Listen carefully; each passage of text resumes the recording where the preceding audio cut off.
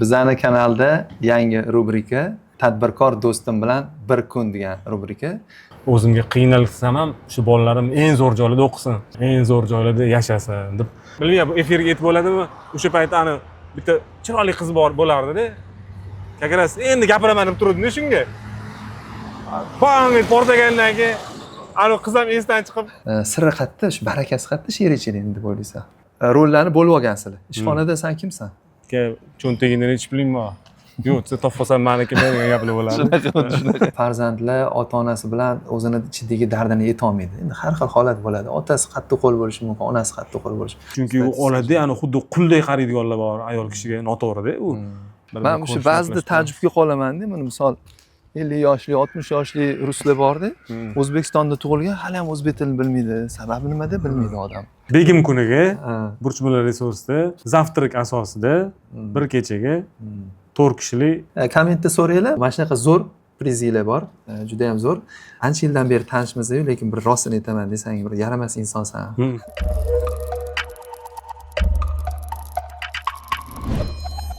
Assalomu alaykum do'stlar. Bizani kanalda yangi rubrika, ya'ni tadbirkor do'stim bilan bir kun degan rubrika. Bu nima desanglar? Ya'ni meni tadbirkor do'stlarim ko'p va endi bundan buyon ba'zida har tadbirkor do'stimning oldiga borib bir kun oldida o'tkazishga harakat qilaman. Endi bir kun o'tkaza olish juda ham qiyin, sababi tadbirkor do'stimiz ham ishi ko'p bo'ladi, menda ham bo'ladi. Shuning uchun maksimalni ko'proq vaqt olishga nimaga desanglar, faqatgina tadbirkorlik emas, balki butun hayotini qanaqa to'g'ri boshqaradi. Ya'ni bilasizlar, menda Hayot balansi degan kitobim bor va o'sha yerda sohalar bor. Sohalar, yana eslatib o'taman, har bir insonning hayotidagi sohalari bor va ularni 8 taga bo'lganman. Sog'liq, oila, moliya, ish, do'stlar, dam olish, shaxsiy rivojlanish va hayot ma'nosi. Ko'pchilik mana darslarimizda aytamiz, maqsad qo'yinglar desam, odamlar qanday maqsad qo'yishni ham bilishmaydi. Mayli, maqsad qo'yishni ham o'rgatamiz, lekin o'zini hayotida nima maqsadi borligini ham bilmaydi. Shunga Hayot balansi degan qo'llanma chiqardik. Buni Uzun marketda bemalol sotib olsanglar bo'ladi. Kitobchamiz ko'rinishidan o'zi arzimagan narsaga o'xshaydi, lekin bu hayotingizni aniq o'zgartiradi do'stlar. Bitta olib ko'ring va izohlada natijangizni yozib qoldiring, boshqalarga ham foydali bo'lsin. Va mana shu bo'yicha do'stlarimiz bilan, tadbirkorlar bilan yurib shu bo'yicha savollar beraman. Ya'ni siz tadbirkor bo'lsangiz yoki tadbirkor bo'lmoqchi bo'lsangiz, o'zi tadbirkorning sahna ortidagi hayoti qanaqa, endi juda ham hayotini ichiga kirmaymiz, lekin sohalarni qanday boshqaryapti va qanaqa baho qo'yyapti, shu haqida bo'ladi. Va eng birinchi shu mavzudagi intervyuni albatta eng yaqin do'stlarimdan boshlayman va shu vaqtgacha meni intervyumda hech kim bilan sansirab gaplashmaganman. Endi bu do'stim bilan video uchun ham sizlasha olmayman, sababi biza qariyb 26 yildan beri o'rtoq ekanmiz. Institutdan beri, birinchi kursdan beri, ikkinchi kursdan ekan. Ikkinchi kursdan beri tanishmiz va o'shandan beri do'stmiz. Sarvar, xush kelibsan bizani podkastga. Assalomu alaykum. Avvalambor katta rahmat. Bu do'stim chempion desa bo'ladi. Ya'ni mana shu sohalar bo'yicha bilmadim, bundan keyin kimdir olsam qanaqa olaman bilmayman, lekin hamma sohalari bo'yicha bir muvozanatga o'xshaydi chetdan qaraganda. Endi hozir so'raymiz baribir. Qanaqadir bitta priz qo'yib berayman. Bormi senda priz? Sen aytma, xolasang bitta burchimlarda bir kecha anaqa beraylik. Ya bu zo'r katta moliyaviy priz. Begim kuniga Burchmulla resursda zavtrak asosida bir kechaga 4 kishilik anaqa qo'yib bering. Oilaviy. Hop, uning uchun nima qilish kerak bo'ladi? Savol beringlar va savollarni men ko'raman. Men ularni ham ozgina filtr qilaman-da. Keyin bir 10 ta 20 ta bilmayman nechta chiqadi, o'shani Sarvarga jo'nataman. Sarvar bilan ikkalamiz mana shu savol zo'r bo'ldi. Ya'ni ichida gaplashmagan mavzuyimiz ekan, foydali ekan va bizneslari, unda hozir nomlarini aytmayman, ekranga chiqarib qo'yamiz, Hasanjon. Kansler, kanstik, ana bir kanselyariya yo'nalishda sizlarda boshidan ana logistika, skladinglar bor, optim savdolar bor, chakana savdolar bor va shu yerda hammasi jami 250 ta odam ishlaydi. 250 ta odam imенно kanselyariya sohamizda 250 ta odam. Chunki biz hamma mavjud, qanaqa mavjud kanal продаж bo'lsa hammasini yopganmiz-da. Ya'ni chakana savdo ham aytganingdek B2B da ham bormiz, ya'ni marketplacelar bilan ishlaydigan alohida komandamiz bor. Keyin biz uchun net traditsionniy retail deymiz, aslida traditsionniy retail, Korzinka, Makro, Havasga o'xshagan katta tarmoqli marketlar bilan ishlaydigan alohida komandamiz bor. Ular bilan ham alohida yondashib ishlaymiz. Keyin undan tashqari yana o'zimizning onlayn sotuvlarimiz, keyin distributsionniy kanalimiz bor. Keyin mana qog'ozda optoviy distributsionniy kanalimiz bor. Ya'ni nima kanal bo'lsa, hammasini yopganmiz. Undan tashqari mehmonxona soha bor, tog'da. Tog'da Burchmiller Resorts degan dam olish maskanimiz bor. Yana bormi qanaqadir? Hop, bundan tashqari hozir bitta yangi loyiha boshlayapmiz, kreativniy klaster degan. Ya'ni Ta'lim sohasi. U ko'proq ta'lim emas, bir xudo xolasa buni boshlangandan keyin menimcha gapirsak to'g'ri bo'ladi. Teaser qilib kreativniy klaster deb turaylik. Juda ham bir qiziq loyiha bo'ldi. Menga o'zi oxirgi payt ahamiyat berdim. Menga yangi narsalar ijod qilganimda, yangi g'oyalarni amalga oshirganimda energiya olar ekanman. Ya'ni mavjud bizneslarda yangi g'oya kiritganimda va yangi loyihalar boshlab zapusk qilish jarayonida mazza qilar ekanman. Ya'ni ideyamni amalga oshirish jarayonida energiya shunaqangi zo'r berar ekan, o'sha energiyamni boshqa bizneslarimda ham ishlatishga juda zavq olar ekanman-da. Demak, yangi yo'nalish boshlasa qiziq ekanda. Menda shunaqa. Kimlardir ham misol uchun tikuchkadan mazza qiladi. Menda naborot, men tikuchkaga kirsam energiyam ketib qoladi.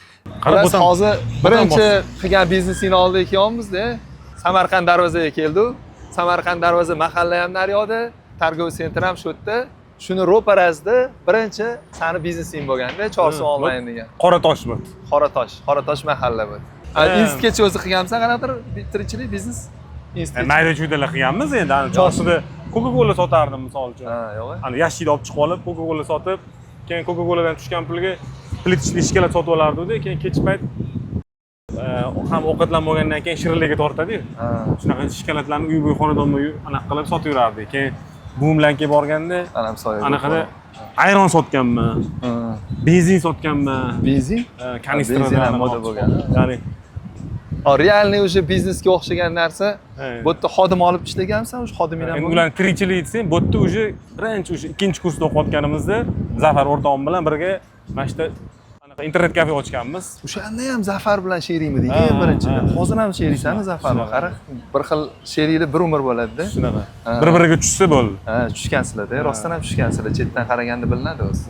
Mana shu yerda Chorsuga o'sha paytda ikkinchi kurs nechinchi yil bo'lganmiz? Nechinchi yil? Ikkinchi kurs 2000-yilmi? 2000. Rovnik. Demak, o'sha 2000-yilda ochilgan ekanda bu. Chorsu onlayn. Birinchi bo'lib Chorsuga internet olib kirganmiz biz bor. Ya'ni shu vaqtgacha hammada igrovой bo'lgan bo'lsa, sizda internet bilan bo'lgan olib kirganmiz. Hech kim internetga kirmaydi-da alattiga. O'sha paytda internet o'ynash 600 so'm, internetga kirish 600 so'm, ana unisi 400 so'm shunaqa edi. Soatda. O'sha hamma Counter Strike o'ynardi faqat. O'shanda ham Counter Strike. Counter Strike bor edi o'sha paytda. Biz zo'r o'ynardik Counter Strike. Chatlar bo'lardi. Chat Alayski, keyin ana Mirk choyxona bo'lardi. Eslaysanmi? Shunaqa qilib bo'lardi. Ya'ni odamlar internet deganda o'sha bir-biri bilan tanishdan boshlanganda birinchi ommalashishi. Ya'ni hozirgi Telegramni o'sha davrida, o'sha paytda skorost 36 kilobit sekund, ya'ni modem orqali ulanardik, dan qilib dial up deydi. Shunaqa ulanib, keyin bot yurg'izish uchun, yurg'izib yuborish uchun, o'sha internetga qiziqtirish uchun nima qilardik? Ana bolalarga, kirgan bolalarga, "Voy, sen mana internet ishlatib ko'rgin, bu yerda qizlar bilan tanishasan" derdik-da. Kirganda endi gapirsa, qanaqa qilsam yozdirmaydi-yu. O'zimiz bu yoq kompyuterdan kirib olardik, qiz bola bo'lib. Ana uni gaplashardik, qiziqtirardik. Keyin, "Voy, gapirdi" derdi. Keyin atrofda hamma spros yaratardi. Atrofda hamma qiziqardi. Keyin ko'rishgisi keladi-yu. Ko'rishgisi keladi, keyin uchrashuvga chiqarib yuborardik. Endi borib kelardi, nima bo'ldi, keldimi deb so'raydi kelinlar. Kelmasa, qiz bola shunaqada, endi sraz birinchi uchrashuvdan chiqmaydi, yana gaplash derdi. Demak, o'shanda bizaga sheriklar asqotar ekanda ishxonada. Chunki tekuchkani ham kimdir qilish kerak-da. Shunaqa. O'shaning uchun xabar, meni-ku xabarim bor. Sarvar bilan teng ravishda Saidkamol akam borlar. Ya'ni boshqarishda, kanselyariya sohasida Saidkamol aka Abdurazzoqov bilsanglar, bu Zakovatda chiqadilar. Birinchi guruhlardan rasmlarni qo'yib qo'yamiz. Zakovat magistr. Zakovat magistr chiqadilar. Shuning uchun birgalikda boshqarasizlar-da kompaniyani. Saidkamol akam juda kuchli operatsionkada juda kuchli anaqa olib boradilar. Ya'ni men sabrim chidamaydigan narsalarga milchgacha anaqa qilib bera olinglar-da. O'shaning uchun biz bir-birimizni juda zo'r to'ldiramiz. Shuni biling. Ani to'ldirmadik-ku oxiriga yetmoqchi. Kreativniy klasterdan tashqari hozir yana 3 ta yangi startap ham boshlaganmiz. Ya'ni imенно IT yo'nalishga ham sal sho'ng'ishni boshladik. juda ham bir qiziq loyihalar, jamiyatga foydasi keltiradigan, ya'ni O'zbekistonni mavqei uchun foyda keltiradigan 3 ta loyiha boshlaganmiz. Ularni ham keyinroq sal hozir chunki jamoa shakllandi, ya'ni ishlar boshlandi, lekin hali bir produkt ko'rinishiga hali kelgani yo'qda. O'sha kelgandan keyin menimcha uni gapirganimiz to'g'ri bo'ladi. Unda eslatib o'taman, hozir 2026-yil iyul oyida yoziqoq o'rtasidamiz. Taxminan shu yilning oxirigacha chiqib qolishi kerak bo'lib qoladi, xudo xolasa. Yaxshi. Xullas, podработкаlarda o'sha internet provayderda Windows qo'yardim, antivirus qo'yardim, keyin internet ulab berardim, O'sha paytda ham normalniy pul berardim. Keyin undan tashqari mana bu yerda Азиатский bank развития o'tirardim. Banklar assotsiatsiyasi binosida bor. Akamlar o'sha yerda ozgina ishlaganlarida tavsiya berib ketganlar. Chet eldan ekspertlar kelardi-da. Endi shu ingliz tilini biz yaxshi bilardik-ku. Institutda o'qigan paytimizda. Shu institutda o'qigan paytimizda chet elliklarga shofir bo'lib yurardim. Shofyorlik qilib, o'sha paytda normalniy oyiga $1000 pul topardi-da. O'sha payt institut bolalarga zo'r-da. Zo'r, voy onasi. Men o'z hayron qolardim. Sarvarda qayerdan pul, mana shu pulsiz yurardim. Ishlamasdim institut paytda, bor, faqat o'qish edi. O'sha shofyorlik qilib, keyin men anaqa podключ qilardim-da. Ya'ni просто shofyor bas edimda. Ular bilan zo'r chiqishib olardim-ku. Ularni o'sha O'zbekistondagi eng zo'r lamoxonaga olib borardim. Keyin qatlagadir ujillarga yoki safarlarni tashkil qilib, taklif qilib, ya'ni sredniy chekka upsell qilardim. Hozirgi tur operatorlar ishida, aslida shunaqa. O'zimiz endi bilmagan holda o'sha paytda shunaqa ishlar. Hozirgi terminlari upsell, cross sell, upsell, ya'ni hamma anaqalarni ko'rardik. Ya'ni o'sha menga misol uchun $1000, misol uchun o'zi $500 berish kerak bo'lsa, o'shani evaziga $1000 shunaqalar bo'lib ketib qolardi-da. Bu yerda endi eslatib o'taman, endi buni to'ldirganmiz, san bilan anaqada Lankaviga borgan edik, M-Factor biznes klubi bilan. Va o'sha yerda bilasan endi to'ldirishni. Bularga endi eslatib o'taman, mana sohalar 8 ta bo'lsa, 1 dan 10 gacha baho qo'yiladi va baholarga qarab bilinadiki, qaysi sohasida ozgina kamchilik yoki muammolar bo'lishi mumkin va birinchi mana ish sohasiga olsa, mana ishingni yaxshi ko'rishing, ishingdan qoniqishing, ishingda erishilgan natijalar bo'yicha 1 dan 10 gacha hozirgi holatda necha qo'ygan bo'larding? Men o'shanda to'ldirganimizda menda почти hammasi dumdumaloq bo'lib chiqdi-da. Men o'zim o'yladim, men noto'g'ri qo'yganmikinman deb o'yladim-da. Balki hozir yana boshqatdan san bilan to'ldirsak, balki boshqacha chiqar. Endi men qanaqa o'ylaymanki, men ishimni juda ham yaxshi ko'raman, chunki buni qanaqa qilib o'lchayman? Men o'zimni komandamdagi mana xodimlarni ham qaraganda, men top menejerlar bilan gaplashamiz-ku. O'zim qanaqa baho beraman ularga? Ya'ni kechasi ishdan tashqari paytda ham ishini o'ylaydigan insonlar bo'ladi, bilsam, misol uchun mana bizni top menejerlarimizdan ko'pincha kechasi bitta ilhom kelib qoladi-da, soat 10-11larda ham yozishayotgan bo'lamiz-da. O'shani bilaman, kim misol uchun bizda endi rahbar xodimlar ko'p-ku. Kim mana shunaqa kechasi anaqa qilayotgan bo'lsa, shuni sezaman-da, bu juda ishini yaxshi ko'radi deyman. O'shandan bilib olsa bo'ladi, chunki men shundan o'zimdan ham xulosa qilaman. Kechasi bilan o'ylayapmanmi, o'sha to'g'risida nimadir ideya kelayotgan payt sirasi gruppalarga yozaman. Menda bitta odatim bor, nimadir g'oya ko'rib qolsam yoki nimadir g'oya kelib qolsa, o'sha birinchi qadamni sirasi bosib olishga harakat qilaman-da. Chunki hozirgi kunda zamon juda ham tezlashib ketyapti. Bizni qanaqadir kirish arzon bo'lgan qarorlarni, g'oyalarni tezda amalga oshirmasak, orqada qolib ketib qolishimiz mumkin. To'g'ri, endi bu qanaqadir hamma sohaga ham to'g'ri kelavermasligi mumkin, lekin bizda bizning yo'nalishlarimizda qanaqadir ideya kelib qoldi. Bo'ladimi, bo'lmaydimi, o'ylab o'tirish kerak emas-da. Qilib ko'rish kerak. Tezroq. Qilib ko'rish kerak. O'xshasa o'xshadi, o'xshamasa yana bitta navik. To'g'ri, kechasi o'ylash masalasida kakras hozir bir hafta oldin gaplashdik deding-ku. O'shanda aytdim senga, bomdoddan keyin yotdim-da, uxlolmayapman. Xayolimda mana endi menda birinchi video, ya'ni tadbirkor do'stim bilan bir kun degan va unga g'oyalar bo'lishi kerak, insonlarga foydaliroq va qiziqarliroq bo'lish uchun xayol kelaverdi, uxlamadim-da. Uxlamasdan keyin yozib oldim hammasini. Bo'lmasa uxlasam keyin esdan chiqib qoladi. Ya'ni men ham demak o'sha ishimni yaxshi ko'rar ekanman, hozir qilayotgan ishim. Seni bilamiz-ku, o'zi ishingni qanchalik yaxshi ko'rishing. Nechi shunda hozir qo'ygan bo'larding misol? Endi men 10 dan 10 qo'yaveraman. To'g'rimi, noto'g'rimi endi? Yo'q, to'g'ri, lekin bu yerda bir narsa. Men odatda shogirdlarga nima deyman endi, o'quvchilarga 10 qo'ydi degani intilish darsi yo'q degani. Potensial qoldirish kerak. Ozgina qoldirish kerak. 8 qoldiraylik bunda. 8 bo'lsa 8, ya'ni o'sishga imkon borda, yana qanaqadir. Bu endi bu hozir taxminan olyapmiz-da, 8 men qo'yib qo'yaman. Hop, o'sish deganda nima yana?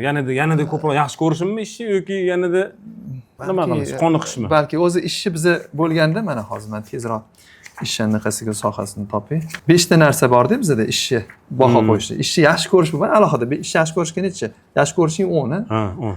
10 yaxshi ko'rish 10. Ko'nikmalarni rivojlantirish mana. Ha, mana mashqda to'g'ri. Mashqda borda ishni ko'nikmani 8 qo'ysa bo'ladi yoki 7 qo'ysa bo'ladi. 8 qo'yiling. 8. Ya'ni bu degani qanaqa rivojlantiryapman degani o shaxsiy rivojlanishda hali gaplashamiz. Endi odatda men endi bilaman, hozir shu yerda yetib keta qolaylik. Sen bor klublaringni bir uchtasini bilar ekanman. Book Cafe klub, Akmal akam retail klubi, keyin bizning klubimiz. Yana bor N-Factor bor. N-Factor bor. 4 ta klub ekan. Men bilganim. Keyin undan tashqari yana bitta bor bizda. PMP'da o'qiganman-ku anaqada. O'sha yerdagi kursdoshlarim bilan ham bir haftada bir marta yig'ilib turamiz. Bir haftada bir tez ekan. Bu ham klubda. Bu ham klubda endi. 5 ta. Ya'ni mana shular hammasi ko'nikmalarni rivojlantirishga yordam beradi. Chunki u yerda biznes haqida gaplashiladi va o'sish bo'ladi. Xo'p, mana karyerada o'sish imkoni. Ya'ni mana shu biznesda yana o'sish imkoni, kengayish, nima deydi bizning tilda? Kengayish deydi. Masshtabирование imkon. Ha, bo'l, unaqada bir 9 ham imkon. Ya, bir 5 larni qo'ysa bo'ladi unda. Ha. O'zi imkon bor. Mana mashta potensial kattaroq bo'lishi kerak-da menda. Shunaqa potensial bor-da, kengayishga sizlarda. Ha, albatta. Hali ko'p. 5 qo'ysa o'stiramiz buni. Ishdagi muhit qanaqa? Qoniqishing? Ha, u mazza qilaman 10. 10. Tak. Ish va hayot muvozanati, ya'ni ish xalaqit qilmaydimi bu shaxsiy? Yo'q, men o'shani yaxshi ushlayman. 10 yami. O'rtacha baho taxminan baribir 9 lar atrofida chiqar ekanda endi. Misol 30, 38, 38 43 5 ga bo'lsa necha? 8 va necha zira? 8 necha? Pat devatka. Shunaqa 9 lar desa bo'ladi. Ya'ni mana shunaqa mana ishxonada mana hozir aytdi Sheri bor. Rollarni bo'lib olgansizlar. Ishxonada sen kimsan? Bu kim? Sen kim? Men kim? Sen kim dedi? Xo'p, hozirgi kunda men hozir operatsiyonkada umuman yo'qman. Yo'qmi? Hozir men umuman yo'qman operatsiyonkada.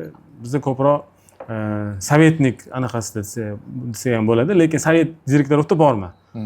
Ya'ni qanaqadir strategik qarorlar qabul qilish, shunaqa narsalarda.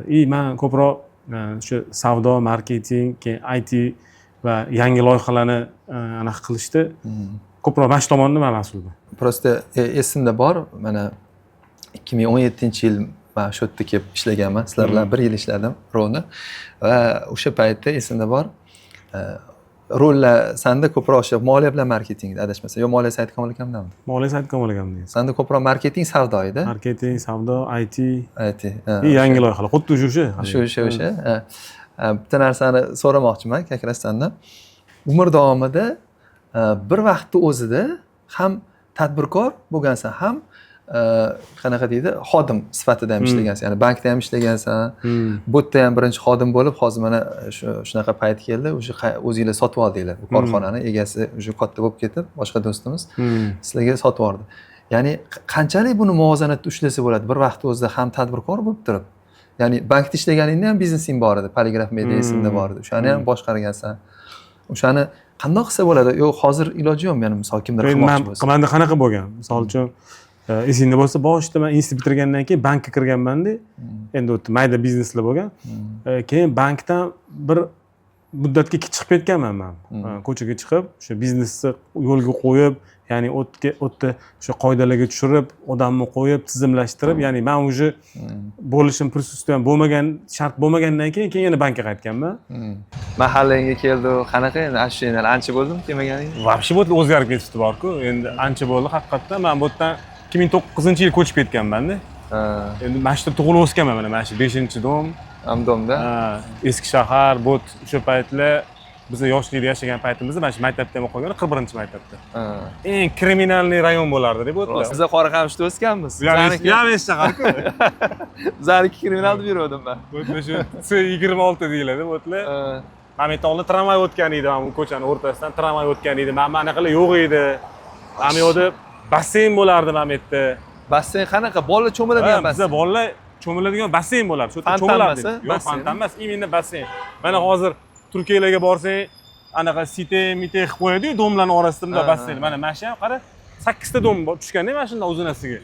Bir xil. O'sha payt shunaqangi o'ylangan, mana bu yoqda detskiy plashadkalar, mana bu yoqda basseynlar, ya'ni butun mana shunaqa uchun qilingan o'sha payt. Bo'lgan o'shada, o'ynardinglar o'shani. Zo'r. Ya'ni shu yerda tug'ilib o'sgansan, Mana shu yerda tug'ilib o'sganman. 2009-yilgacha mana shu yerda yashaganman. 1982-yil shu yerda tug'ilib, birinchi go'rmanisda tug'ilganman. Birinchi shaharda. Ha, birinchi yo'lda. Endi 1-2 marta inspektda kelganmiz bolalar bilan, esimda bor. Mana bu yerda tramvay borligi vaqti esimda yo'q ekan. Mana 8-tramvay yurardi bu yerda. 16 pastga tushib ketadi, mana shundan tramvay yurib, anaqa edi. Kimdir taniyaptimi o'zi bu yerda? Bu Chorsu mana. Yo, nariyoq Chorsu bo'ladi. Bu yoq G'uncha.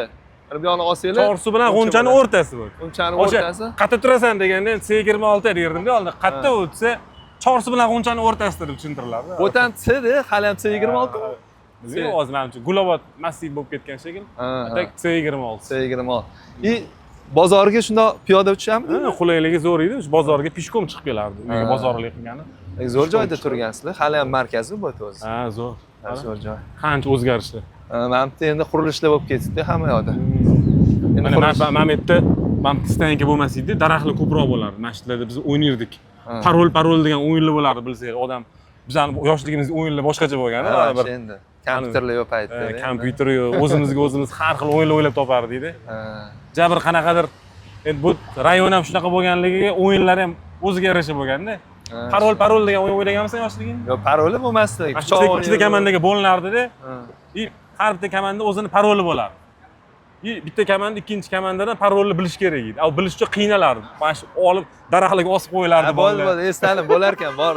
Bu o'yinlar sezonligi bo'lardi, bilasanmi? Mana yomg'ir sezonidan keyin pichoq o'ynardik, yerga pichoq. Yer olish o'yinlari. Kamadan keyin lanka sezon bo'lardi. Qanaqa o'yinlar bo'lmasdi paytda. Operatsiyonkadan chiqish deydi-yu. Operatsiyonkadan chiqishni ham har xil anaqasi bor-da. Kimlardir ham operatsiyonkadan chiqish kerak degan bir anaqa bir moda bo'lib ketdi, bir 2-3 yil oldin esimda bo'lsa. O'shanda ko'pchilik bo'ldi, men operatsiyonkadan chiqdim deb anaqa muammoga kirib qolganlar qancha bo'ldi-da.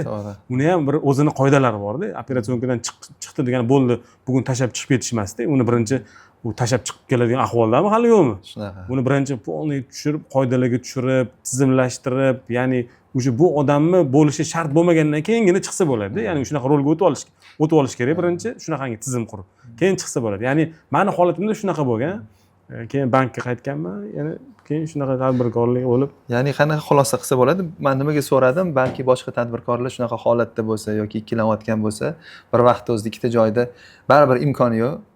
Ya'ni bitta joydan ya'ni biznesdan chiqib turib kim qayergadir ishga kirmoqchi bo'lsang, buni tizimlashtirib ol baribir demoqsan. Ha, investor roliga o'tib olish kerak-da.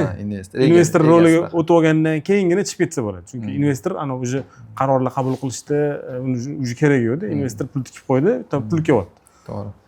Bir xabar olib tursa, otchetlarni olib tursa bo'ladi-da. Shunaqa. Lekin ham u yerda ishlab, ham bu yerda ishlab eplab bo'lmaydi bu. Bo'lmagan desan, yo'q, unaqa noto'g'ri ham deb bilaman. Chunki odamni fokusi buzilib ketsa, na u yerda samara bo'ladi, na bu yoqda anaqa bo'lmaydi. Ya'ni mana bu yerda ishlab turgan paytingda ham burchmalar rezervasi ochganinglarda o'tga aralashmagansan-da, prosta investor. Chista investitsion, investor sifatida. Hozir ham shunaqa. Umuman mana shu o'tda o'zini yurg'izadigan komandasi bor. O'ziniki. Boshidan o'zi bo'lganda. Boshidan bo'lgan, o'zini yurg'izadigan. Ko'p ham deyarli hamma ishing sherikchilikda-da. Shunaqa. O'sha sherikchilik haqida ko'p so'rashadi-da endi. Sherikchilikda ko'pchilik ishlolmaydi. Kim mana ishlay oladigan odamda nima o'shani sirri qayerda, shu barakasi qayerda sherikchilikni deb o'ylaysan? Bilmayman, balki men omadim kelib qolgandir. Men omadim kelib, o'zi hayotimizdagi hamma narsa omad deb bilsak bo'ladi-da. Ya'ni yaxshi anaqaga tushib qolish, yaxshi davrga tushib qolish ham bir omad. Ya'ni biz mana sen bilan o'qiganimiz, bitta institutda o'qiganimizdek, atrofimizdagi yaxshi insonlar shakllanib qolganligi ham bitta omadimiz kelganda. Shunaqa. Ya'ni hamma narsa baribir shunga bog'liq. Ana endi bizani mahallaga keldi. Men aytmoqchi bo'lganim, men tug'ilib o'sgan joy. Mana mana bu yerda hozir MBUning stankasi bo'lib ketgan. Mana shu bizning hovlimiz bo'lgan. 98-yildami bomba portlagan edi. Voy, zo'r. Darsdami deydi? Zo'r bo'lgan bormi? Yomon bo'lgan bormi? Yo'q, biz yosh bolalarda zo'r bo'lgan. Anaqa bo'lgan. Anaqa darsda o'tiribmiz. Dars emas. Darsdan anaqaga tushgan ekanmiz. Pastda stalovoy bo'lardi. Institut stalovoysi bo'lardi, litseyga ham ishlardik. Shu stalovoyga tushgan paytimizda ani o'chirib turib narsa olasan-ku, shunaqa turganimizda bir paytda ani stalovoyning oynasi bor, bo'g'inlar yorilib ketganda. Tushunmagansiz. Qalay o'yna, tushunmagansiz nima o'tgan. Biz o'ylaganmiz ani shu yer qimirlayapti deb o'ylaganman-da. Boshida hamma yugurib chiqib ketgan stoloviydan. Yugurib chiqib ketib, shundoq qarasa anaqa xaos. Endi bilmayman, efirga yetib bo'ladimi? O'sha payt bitta chiroyli qiz bo'lardi-da. Kakaras endi gapiraman deb turdim shunga. Bang deb portlagandan keyin qiz ham esdan chiqib yugurib chiqib ketilgan bor. Qizga endi gapiradigan payt emas. Yugurib chiqsa, butun anaqani inst hamma oynasi chochilib ketgan bor. Hamma chochilib ketgan. Keyin bizni hamma xonaga yugurgan. Xonaga yugurib popkani olib chiqib ketish dardida. Popkani olib chiqishdi. Xonaga chiqsak, zam direktorimiz hamma darsga kirsin deb zvanon chalyaptilar qarasa. Keyin hech kim xaos, hech kim darsga kirmayapti. Hamma yuguribdi bor. Popkalarni olib keyin yana bitta gumillagan keyin bor. Birinchi bo'tda portlab, keyin u yoqda portlaganmi, nimadir bo'lgan edi. Ili birinchi o'tda portlaganmidi, xullas. Endi oyna singan bo'lsa, bunisi bo'lsa kerak. Popkani olib mana yoqqa kelganmiz bor, borganmiz. Ha, u yoqqa. Ha, o'sha joyga borganmiz. Nima holat bo'lgan o'sha joyda? Yosh bolalarga qiziq-ku, biz endi u paytda hali maktab o'quvchisisan-da, 9-10 sinf. Nechanchi sinf biz bolalarimiz yugurib borganmiz, nima bo'pti deb ani. Hop, u yopib tashlaganmidi? Yo'q, hali ulgurmagan yopishga. Yopishgan, bor olgan. Hali ulgurmagan, biz borganmiz, borsak, butunlay xullas koshmar. Uni endi tut qilib qo'yamiz videoda. Xullas borib, o'sha ko'rib, keyin отспление bo'lgan. Bizda ham hovlimizda oynalar sinib ketgan o'shanda. Va 88-yil ko'chib ketganmiz. 6 yoshimda Qoraqamishlarga ko'chib ketganmizda, lekin institutga kirganimda masjidga kirib, bu bilan ko'rib ketaman dedim, lekin nasib qilmagan. Institutga kirishimdan 1 yil oldin buzilib ketgan deb o'tdilar. Sentravoy bo'lgan ekansan deysan. Keyin mana shu institutga kirganmiz, shu yerda tanishganmiz sen bilan. Lekin sen bu yerda 2 yil oldin kirgansan litseyga. Men bu yerda 6 yil o'qiganman. Men 6 yil bu yerda o'qiganman. 2 yil shuni ichida litsey bo'lardi. Moliya litseyi. O'sha yerda o'qiganman. Keyin masjidda institutga kirib, bakalavr shu yerda bitirib, keyingi 2 yil Narxozda o'qiganman. Magistratura. Magistraturani. Bizning litsey soliq litsey mana. Moliya institutida 2 ta litsey bo'lardi. Moliya litseyi bilan soliq litsey. Men soliqda o'qiganman, o'shaning uchun uni bitirib yoqqa kirganman. Naillar bilan o'qigansan, desana? Nail Bahrom. Anaqa Po'lat akani bilasan, Po'lat degan. Po'lat aka deyshadi, endi men sinfdoshim Po'lat. Bo'y baland. Po'lat. Murod akam kuyovlari, kuyovi. Murod akam ukasi Aziz. Ya'ni Murod Building haqida gap ketyapti. Aziz Nazarov bizning sinfdoshimiz bo'lganda. Ha, yo'qmi? O'shaning uchun uni kuyovi, ya'ni Azizning kuyovi, Murod akani emas. Bizlar bilan bitta klubdalar. Lekin Aziz wunderkind bo'lganda, vashshi, xotira chempion bo'lgan. Institutga, yuridik institutga kirgan adashmasam u. Shunaqa. Aziz o'zi taniysanmi? Ha, klubda bilamiz. Nari, bu kafeda. Вообще o'zgarib ketdi-yu butlan, qara qanaqa edi oldin esingdami? O'nta darvoza bo'lardi kiradiganda. Darvoza bor ekan hali. Darvoza boshqacha o'pdi. Lekin ostanovka ham bor edi, mashina yo'ldan kirib bo'lmaydi menimcha u yoqda. Mashina yo'ldan chiqib bizni faqat mashinada biz kirardik ichkariga. Ha, ikkita uchta mashina kirardi. Moliya instituti, Toshkent Moliya instituti bo'lgan, hozir International. Bu yerda esda qoladigan bir ikkita anaqalar ham bo'lgan ko'p. Mana shu institutda voqea deb, umuman mototsiklga o'tirmayman hozir bor. Nima bo'lgan? Nima bo'lgan? Esingda bo'lsa, men guruppamda o'qigan Musab bor edi. Anaqa haydab yurardi, motorollar haydab kelardi. Bu eslolmayapman cho'ta. 57-gruppada. 57-gruppada o'qiganman, mana shu motorollar haydab kelganda bir kun motorollarda yurardi o'zi. Bir kun bu yerda haydab ko'ray dedimda, bitta o'tirdim. Endi men mashina haydab yurganman, hech qachon haydamagan unaqa narsa. Qisam mana bular gazni ko'rsatdi, tormozni etmagan ekanda. Mana shunaqasiga ketyapman institut ichida endi. Juda tez yurib ketar ekanda u ham. U o'zi anaqa elektrik qanaqadir bir wunderkind bola edi. Nimalardir qilgan, o'zi yasaganmi-da, chiqib juda tez yurar ekan. Bir paytda mana shu bitta bosdim, ketyapti. Endi tormozni olaman, oyog'imda tormoz qidirolmay, mana bunaqa ekan, uni tormozi bor. Keyin qo'yib yubordim ani bordi-da, ichkarida poli bor edi, orqada esinglar. Polani oldirimda skameykalar bor edi, betonlik. O'sha beton ustida bola o'tirgan ekanda. Men qo'yib yubordim, borib turib bolani skameykaga bitta urildi, bolaga ham tegdi, bola yiqildi. Bolani olib sirazi anaqaga olib ketdim. Travmatologiyaga. Olib borib, shu payt anaqa Dinar kursdoshimiz Dinar onalari rentgenni boshlig'i edilar, travmatologiyada. Sirazi olib borib, Ra'no opam bitta ko'rib, anaqa qilib, hammasi yaxshi ekan dedi. Bolani keyin boshini silab qo'yib, beshni olib. Dekanlar bilan mama bo'lmadim keyin. Dekan bilan mama bo'ldim. Operativniy hal bo'ldi. Hech kim bilmay qoldi. Shu bilan hech qachon o'tirmadim. Hech qachon o'shandan keyin ular haydaydi. Hozir mana Tailandlarga boramiz, hech yurib ko'rmadingmi mototsikl? Yo'q, mototsikl haydamayman. Menda sheriklarimda nima deydi? Bizni turtilib, ya'ni sinalib anaqa bo'lgan odamlar bilan sherikmizda. Hozir misol uchun Said Komol akam bilan biz ikkalamiz o'sha men kelganimda Said Komol akam anaqa vetga qaraganlar, men marketingga menejer bo'lib kelganman bu yoqqa. ya'ni ikkalamiz bu yerda o'sha полный tekuchkada yurganmiz-da. Tekuchkada yurganmiz, ancha bir-birimiz bilan endi sinalganmiz, safarlarga chiqib ko'p sinalganmiz. Ham aytadi-yu, ana insonni yaxshi bilmoqchi bo'lsang yoki qo'shni bo'lib sinagin, keyin safarga chiqib sinagin deydi.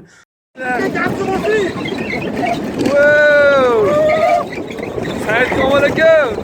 Va to'xta, yana bitta qaror, yana qarang. Zo'r ketyapmiz, zo'r. Amerikanskiy gorki, kitayskiy gorki. Biza ham bir devor qo'shnimiz ham Said Komil aka. Hozir qo'shni bo'ldik. Ishxonada ham kabinetda qo'shni bo'lganmiz. Safarga ham ko'p birga juda ko'p chiqamiz. Shuning uchun biz bir-birimiz bilan bir aka-uka bo'lib ketganmiz-da. Ya'ni bizning oilalarimiz ham juda bir-biriga yaqin. Misol uchun meni ayolim ham eng yaqin o'sha dugonalar deydi, opa deb anaqa qiladi. Said Komil ham ayollari bilan juda qalin, har kuni birga ular. Qo'shni. Bitta devor qo'shnisida. Bitta devor qo'shnimiz. O'shanga nima deydi? Zafar o'rtog'im bilan biz endi yoshlikdan kattamiz. Ham bilan misol uchun institutda tanishgan bo'lsak, u bilan litseydan beri birgamiz. Litseydan birgamiz, keyin institutga kirgandan keyin shu institutda birinchi biznesdagi sherigim Zafar bo'lganda, mana shu Chorsa onlayn. O'zi Zafar ham anaqa sherikchilikda baraka bor deb fikrlaydi-da hozir ham. Ya'ni misol uchun tadbirkor nimadir ish qilmoqchi bo'lsa, bankka borib kredit olmasin deb sherik qilsin deydi. Sherikchilikda baraka bor deydi. Chunki ana unaqa kreditli pulga aralashgandan ko'ra, bitta odam bilan sherik bo'lsang, uni nasibasi bilan ham, buni nasibasi birlashib ham zo'r sinergiya chiqadi-da. To'g'ri, ko'plar aytadi-yu, men kredit olmasam qayerdan pul olaman deydi. O'shanda investor sherik qilib oladi-da. Shunaqa. Moliyaviy sotqinlikdan yo'q deydi darslik. O'sha yozaman dedimda, yozish uchun seni huquqing bo'lish kerak. Huquq bo'lish uchun senda ilmiy ish qilish kerak. Ilmiy ish qilish uchun magistraturani bitirish kerak ekan. Qilmoqchi bo'ldim keyin, короче, keyin AI boshlanib ketdi o'sha. Universitetlarni ham kelajagi juda hamma narsa tezlashib ketyapti-yu.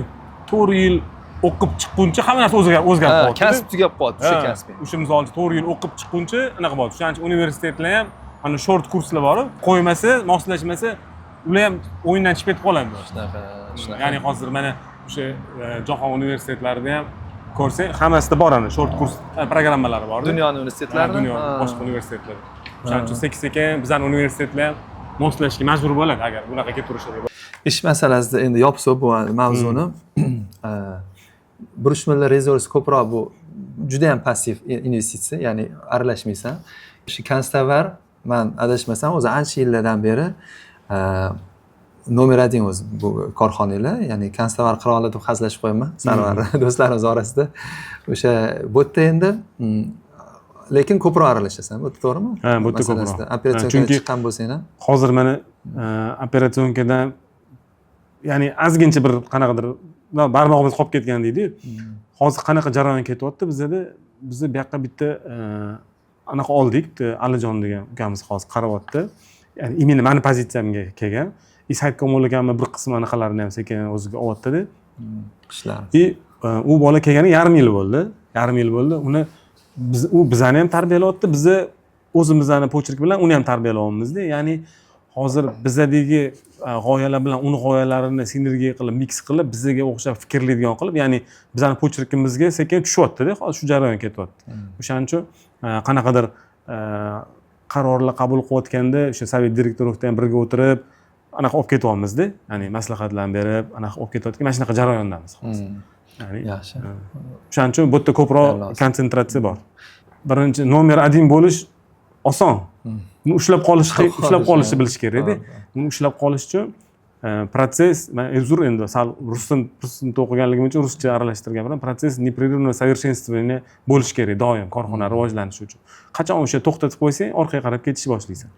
Ya'ni uni faqat unga kuch berib bu yoqqa qolib ketsa, u ham bo'lmaydi. O'shaning uchun biz hamma yo'nalishni har doim ustida ishlab, ya'ni yangi g'oyalar bilan mana hozirgi kunda hamma narsa juda ham tezlashib ketyapti, yangi instrumentlar chiqib yotibdi. Bularning hammasini biz yangi narsa ko'rdikmi, anaqa chiqdimi, bizga tushadiganmi, sirazi joriy qilishga harakat qilamiz-da. Hozirgi kunda mana полный holdingni qayerda mumkin bo'lsa искусственный intellekt ulash anaqasi ketyapti. Ya'ni hozir bitta katta komanda ishlayapti bu yerda. Distributsiyada ham, anaqada ham, roznitsada ham, hamma kanallarimizda imkon boricha inson omilini kamaytirib va bolalarni to'g'ri yo'nalishga yo'naltirib turadigan katta anaqa ishlar qilyapti. Ya'ni elektronniy SEO degan narsalargacha hozir qilyapti-da. Ya'ni tasavvur qilgan, bo'lni anaqangi ulab qo'ygansan, AI, hamma ba'zida aniqki dostupi bor. do'st bo'lgandan keyin unda kimni klientini to'lash vaqti kelyapti, kimni qaysidir klienti misol uchun qaysidir brend olmay qo'ydi. Ya'ni u damilacha analiz qiladida. U analiz qilib turib hammaga zadacha beraveradi. Sen men bunga telefon qil, bugun men bunga bunaqa telefon qil, bunaqa qil deb. Ya'ni mana shunaqa narsalar bilan hozir ustida ishlayapmiz. Hozir konstig nechta bo'ldi? Hozir kuni 39 ta bo'ldi. Toshkentda nechta? Bir eng ko'pi Toshkentda, viloyatlarda bitta bir 8 tachasi viloyatda, qolgan hammasi Toshkentda. Viloyatlarga hali ancha kuch bersa bo'ladigan. Bizda o'sha anaqamiz bor. Oldinga qo'ygan maqsadimiz 5 yil ichida 2 ta do'kon qilishimiz kerak. Hozir 39. Hozir 39. Demak, ish atrofida o'zi ko'p gaplashib qoldik. Keyin eng asosiysi hozir endi bizning yoshimizda 40 dan keyin hamma sog'lig'i haqida gapirib qoladi-yu. Shuning uchun sog'liq mavzusiga o'tsak-da, men bilamanki, oxirgi bilmadim, yo 1 yil yo 2 yil ichida ancha juda ham qattiq qaraydigan bo'lding sog'lig'ingga. Doim gapirib yurasan. Endi do'stlar nima gapirsa o'shani eshitamiz-ku. Sarvar do'stimizdan doim sog'lig'i haqida eshitamiz va hozir baho qo'yishdan oldin mana bunaqa qila qolamiz unda. Birinchi o'sha detalniy bahosini qo'yiladi sog'liqqa. Ya'ni bu yerda 5 ta narsa bu ham mana jismoniy faollik. Jismoniy faollikka necha qo'yasan? 1 dan 10 gacha. Xo'p, men aytib beray-da, sen bahoni qo'ygin bor. Bunday taqo. Men jismoniy har kun ertalab 6 da sport zalga tushaman. Sport zal uyda. Uyda podvalda bitta sport zal qilib olganman-da. Men qilayotganimda nimaga ahamiyat berganmanki, ya'ni men podvalda 2 ga bo'lingan-da zona. Divan bilan bo'lingan, bu yoqda bundoq anaqa mягкий, nima deydi, kameralar qo'yilgan, katta ворсный. Bu yoqda sport zaliga qo'yilgan paketga qo'yilgan, rezinoviy. Bu yoq tomonda. Anaqa bu yoqda katta ekran bor. Ya'ni ikkita funksiyani bajaradi-ku u xona. Ya'ni kinoteatr, домашний kinoteatr, uni orqasida sport zali bor. Begovoy дорожка anaqa ekranga qarab turadi. Ekranga qarab turadi. Men serial ko'raman har kuni. Serial ko'raman. Ya'ni sportimni serial bilan bog'lab olganman. Sir bo'lmasa nima serial? Hozirgi kunda Salohiddin Ayyubiyni ko'ryapman. Yaxshimi? Tavsiya qilasan? Yaxshi, zo'r kino. Salohiddin Ayyubiyni ko'ryapman. Uje pashta tugab qoldi. Uje undan keyingi seriallarni tanlab qo'ydim, qaysini ko'rishni.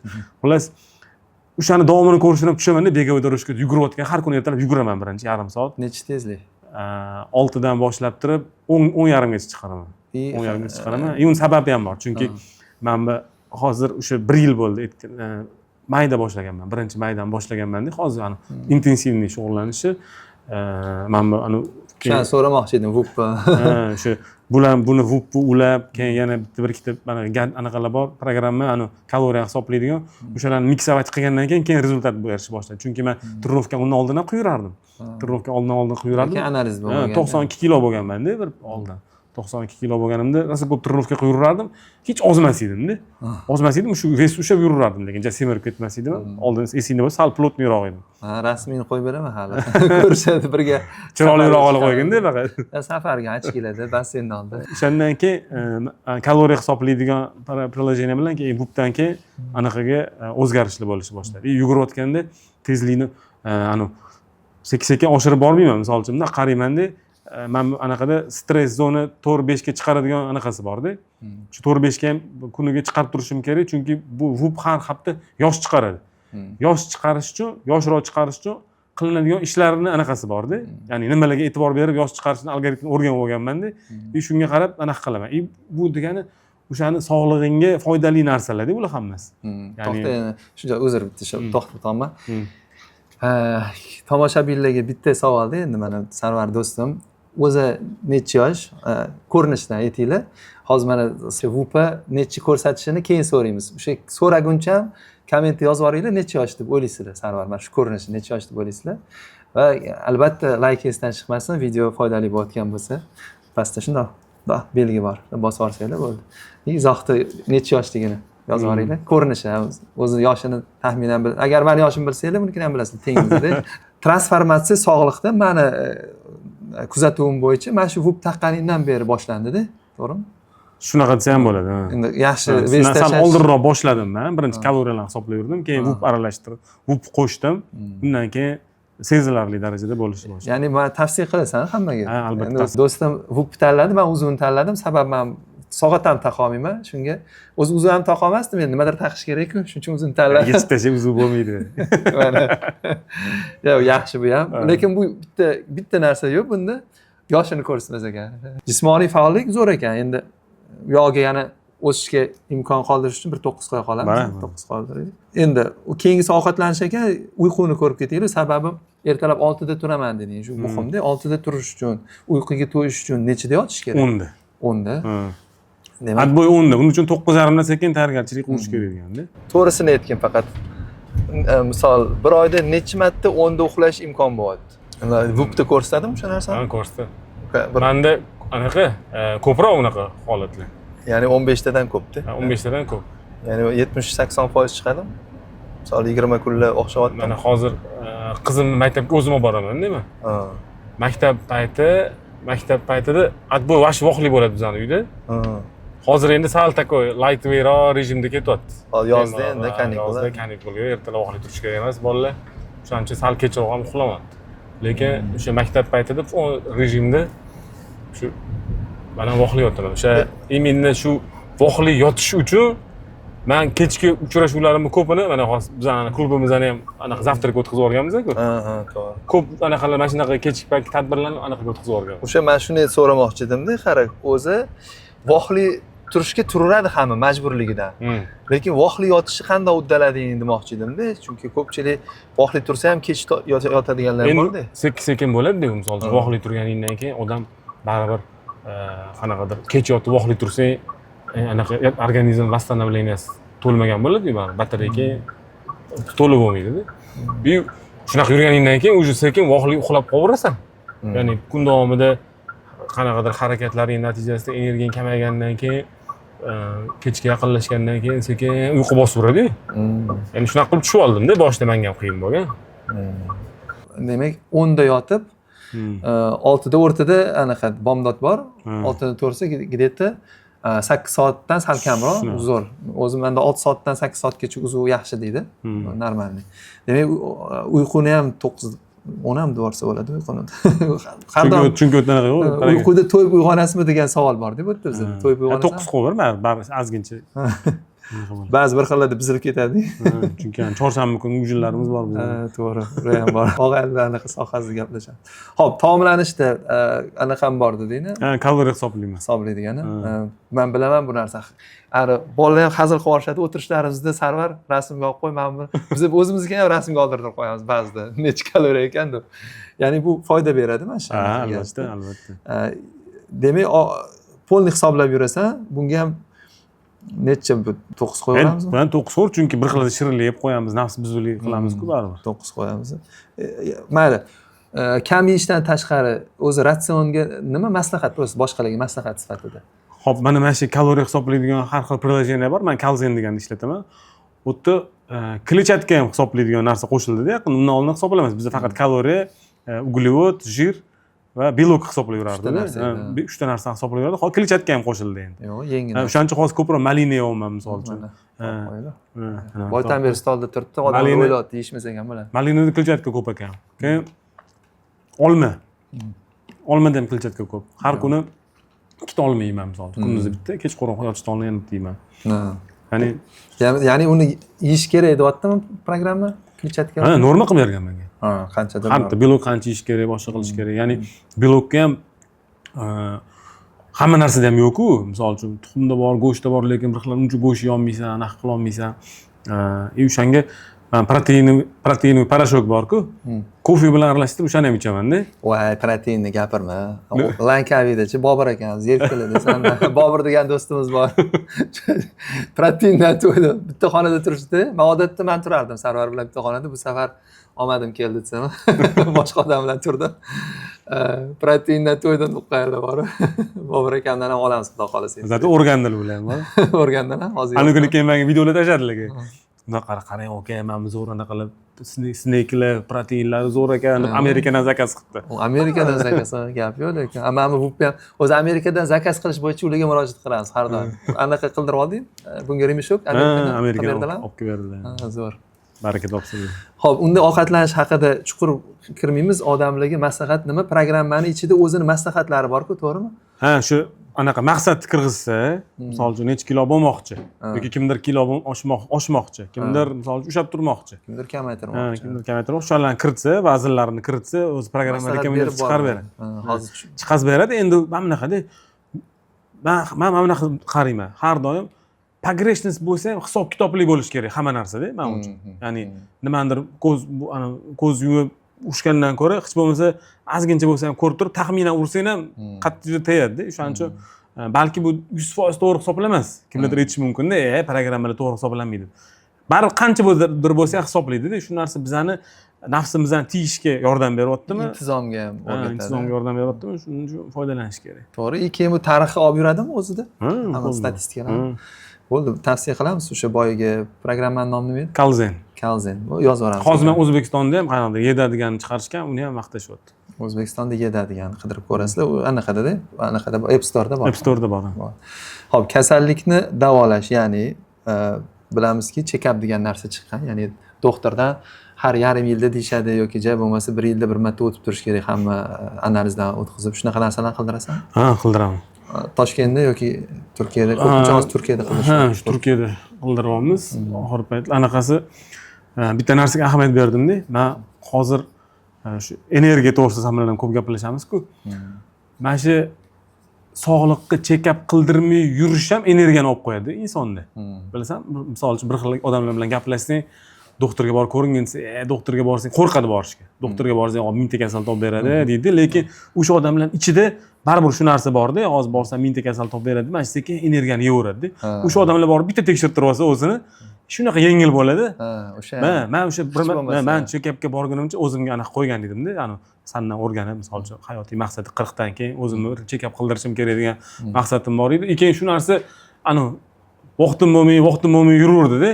Har doim men ham bir chetda turardi, shu yeyaverardi meni borib, mana shuni qildirmadim, bu yil ham qildirmadim deb keyin shu bir marta qildirganimdan keyin shunaqa yengil bo'ldim. Keyin aytdim, men endi bu narsani, hamma narsani shu anaqa bo'layotgan, energiyam o'tgan narsalarni qilishim kerak ekan. Anaqa formulasini topib oldim-da. O'shaning uchun hozir bunga o'sha boshqa qaryapman. Chunki men qildirib keldim, mana misol uchun kasal odam bo'lsa, bor narsasi chiqadi-da. Lekin yo'q odamga o'sha uverenlik bo'ladi. Yanada to'g'riroq yurishga harakat qiladi.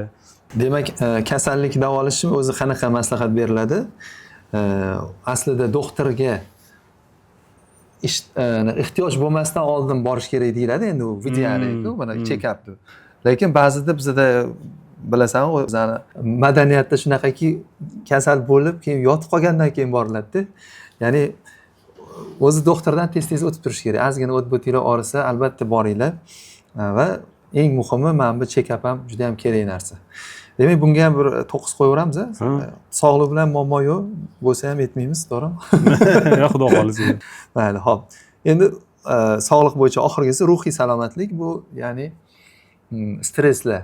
Ya'ni stress holatda ko'p bo'lasanmi, agar kam bo'lsa ham stress holatdan chiqishi qanaqadir texnikalaring bormi? Life hacklar kimdir maslahat beradi. Xo'p, men bu narsaga mana bunaqa formula ishlataman har doim. Buni esingda bo'lsa, o'shani kitob o'qiganimizda bir ancha gaplashdik, shu to'g'risida, почему не работает. O'sha yerda mana stress holati nima degani? O'zi aslida stress holati xuddi o'shanga tushadi-da. Ya'ni inson nosog'lom motivatsion holatga tushib qoldi degani-da, stress. Buni sababini bir xil biladi, bir xil bilmaydi. Misol uchun menda nimadir muammo bo'ladigan bo'lsa, o'tirib, yozib chiqaman hammasini. Nima anaqa bo'lyapti menda? Ya'ni men shunaqa qarab, shuni formulasini topib olganman-da, men ko'pincha tushmayman hozir. Misol uchun qanaqadir stress, muammoli narsa bo'lsa ham qarayman-da, xo'p, mana misol uchun masala turibdi, muammo bor, ha, bo'ldi. Mana shu muammoni men yecha olmaymanmi? Yecha olmayman. Bo'ldi, harakatni qil deyman. Shu qanaqa yo'llari bor? Bo'ldi, mana shunaqa yo'llari bor, mana shuni qilib yetishim kerak. Bo'ldi, ketdim, harakatlarimni qilishni boshlagan paytim o'zida yechiladi bu masala. Chunki men bunga qarab yuryapman. Lekin muammo bor, men yecha olmaymanmi? Yo'q, yecha olmayman. Nima qilaman unda o'ylab buni deyman. Men hal qila olmas ekanman. Bo'ldi, qo'yib yubor deyman. Demak, mana shunaqa yo'l bilan stressingni to'g'ri boshqarasan. Hozir kakras shuni aytganingda menga esimga tushib qoldi. Tanish deganim, mana kakras hozir shu kunlarda aytdim-ku, hissiyotlarni boshqarish kursiga qatnayapman, ya'ni o'rganishni. O'sha yerda kechagina shu dars o'tishdi. Ya'ni bunaqa savol berishdi. vaziyatga qanaqadir vaziyat bo'ldi, yomon salbiy vaziyat bo'lib qoldi, sanda bu narsa sog'lig'ingizga kimdir yoki javob bera olsa. Mana o'tadi. O'tadi. Payt qiladi. Alo. Anavga olib kelib qo'ydi. Hop, rahmat. Salaman. Mayli, anaqada ответственный odamda. Vayn deyiladi, vayn. Mana qanaqadir yo noxush vaziyat bo'ldi hayotda va o'sha vaziyat odatda sog'lig'ingizga yoki sizga to'g'ridan to'g'ri ta'sir qiladimi deb zaldan so'radi. Ha deyishdi, lekin u aytdiki, aslida ta'sir qilmaydi dedi. Sani o'sha vaziyatga munosabating ta'sir qiladi dedi. Ya'ni vaziyatga har xil munosabatda bo'lishi mumkin deydi odam. Yoki deylik, kimdir yomon gapirdi. Men aytaman, Sarvar ancha yildan beri tanishmiz-ku, lekin bir rostini aytaman desang, bir yaramas insonsan. Umuman gapingda turmaysan, odamlarning orqasidan gapirasan desam, sirad kayfiyatingga ta'sir qiladimi, yo'qmi? O'sha payt mana bunaqa tushuntirishdi ustozlar o'sha yerda, aytishdiki, yo'q, bunaqa paytda munosabat. Nega? Aytadi. Men o'zimni taniyman-ku. U gapiradi, men qanaqaligini bilaman. U gapirmaydimi misol uchun. Lekin ba'zi insonlar unga noto'g'ri gap gapirsa, o'zi unaqa emasda, tuhmat qo'yadi, jahli chiqib ketadi. Jahli chiqish stressda. Stress bu zarar o'ziga. Demak, bular aytdiki, o'sha payt kimligingni o'zing eslagin deyapti. Bo'ldi, qo'yaver degan. Mayli, o'zing bilarsan, o'z nima desang shu deb qo'ysan, yana chiqib ketaverasan. Mana shunaqa narsa kecha o'rgatishdi. Hozir esimlaringda bo'lishi qo'yadi. Kecha ne bizga sirasi o'rgatmading buni. Voy, kech chiqdim o'zi 9 gacha bo'lyapti. Odam ulgurmayapti. Yaxshi zo'r anaqa instrument. Xudo xolasa chorshanbaga bir ikkita narsa yig'ib qo'ydim. Bizda chorshanbada har chorshanba Sarvar do'stim bilan klubimiz bor, o'zimiz qilib olgan. O'sha yerda biz tadbirkorlar hayotdami, biznesdami nima qanaqadir muammolar bo'lsa, o'sha yerda muhokama qilib bir yechim izlaymiz har doim va bir ikkita zo'r narsalar, ya'ni bir ikkita o'yinlar o'ylab qo'ydim. To'xta, men safarga ketyapman, ertaga keyin aytsa bo'lmaydi. Ertaga ertalab safarim bor. Voy. Mayli endi. Unda ko'ramiz. Onlayn aytaverarsan. Onlayn aytaveramiz guruhda. Xo'p, ruhiy salomatlikka shunda buni ham 9, unaqa stressni kam yurasan, hech ko'rmayman stressni. Sani o'rganganman. Ilhomni ko'rmayman stressda. Ikkita odam. Men shu o'rganib olganimdan keyin yechilib ketdi. Menda oldin ko'p bo'lardi. Misol uchun mana endi mana hozir aytsa bo'ladi, bankdan bu yoqqa kelgan paytimda juda katta stressga tushganman.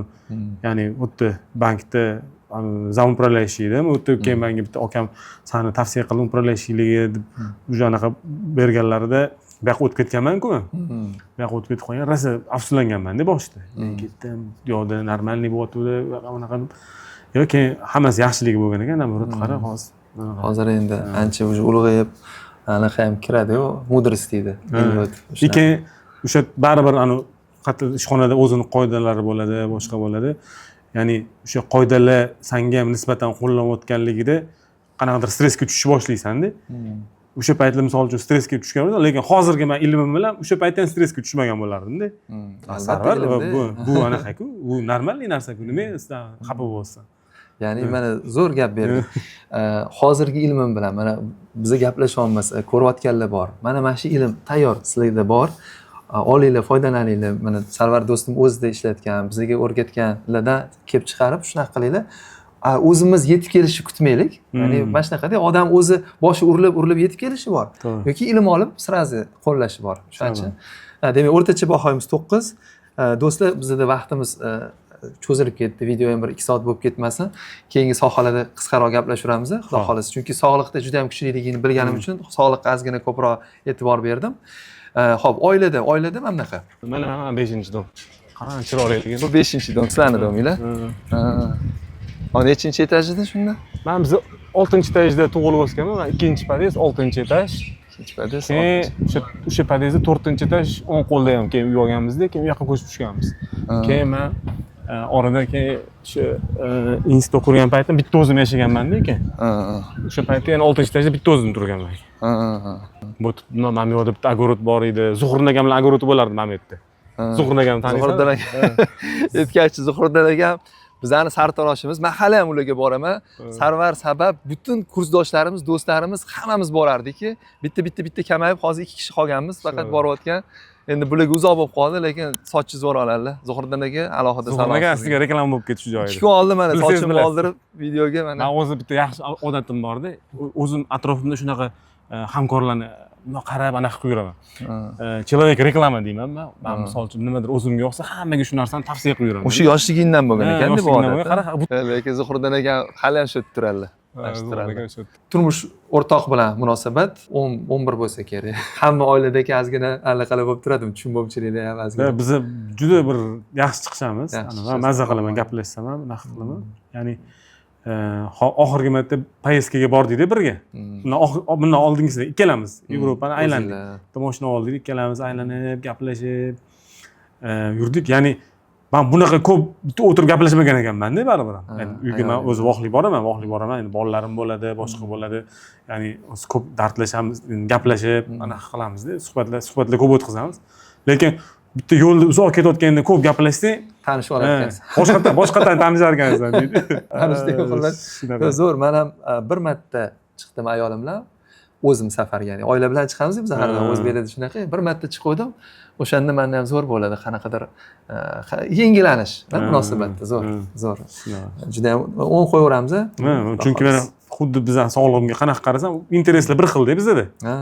Bu ham VUP, bu ham trenirovka, sport zal, anaqa pitание bir xil uyda mana shunaqa. Er xotin o'zi yillar o'tib bitta odam bo'lib ketadi deyshadi, balki shundirda. Farzand bilan ham munosabatlar zo'r. Farzandlar 3 ta, adashmasam. 2 o'g'il, bitta qiz.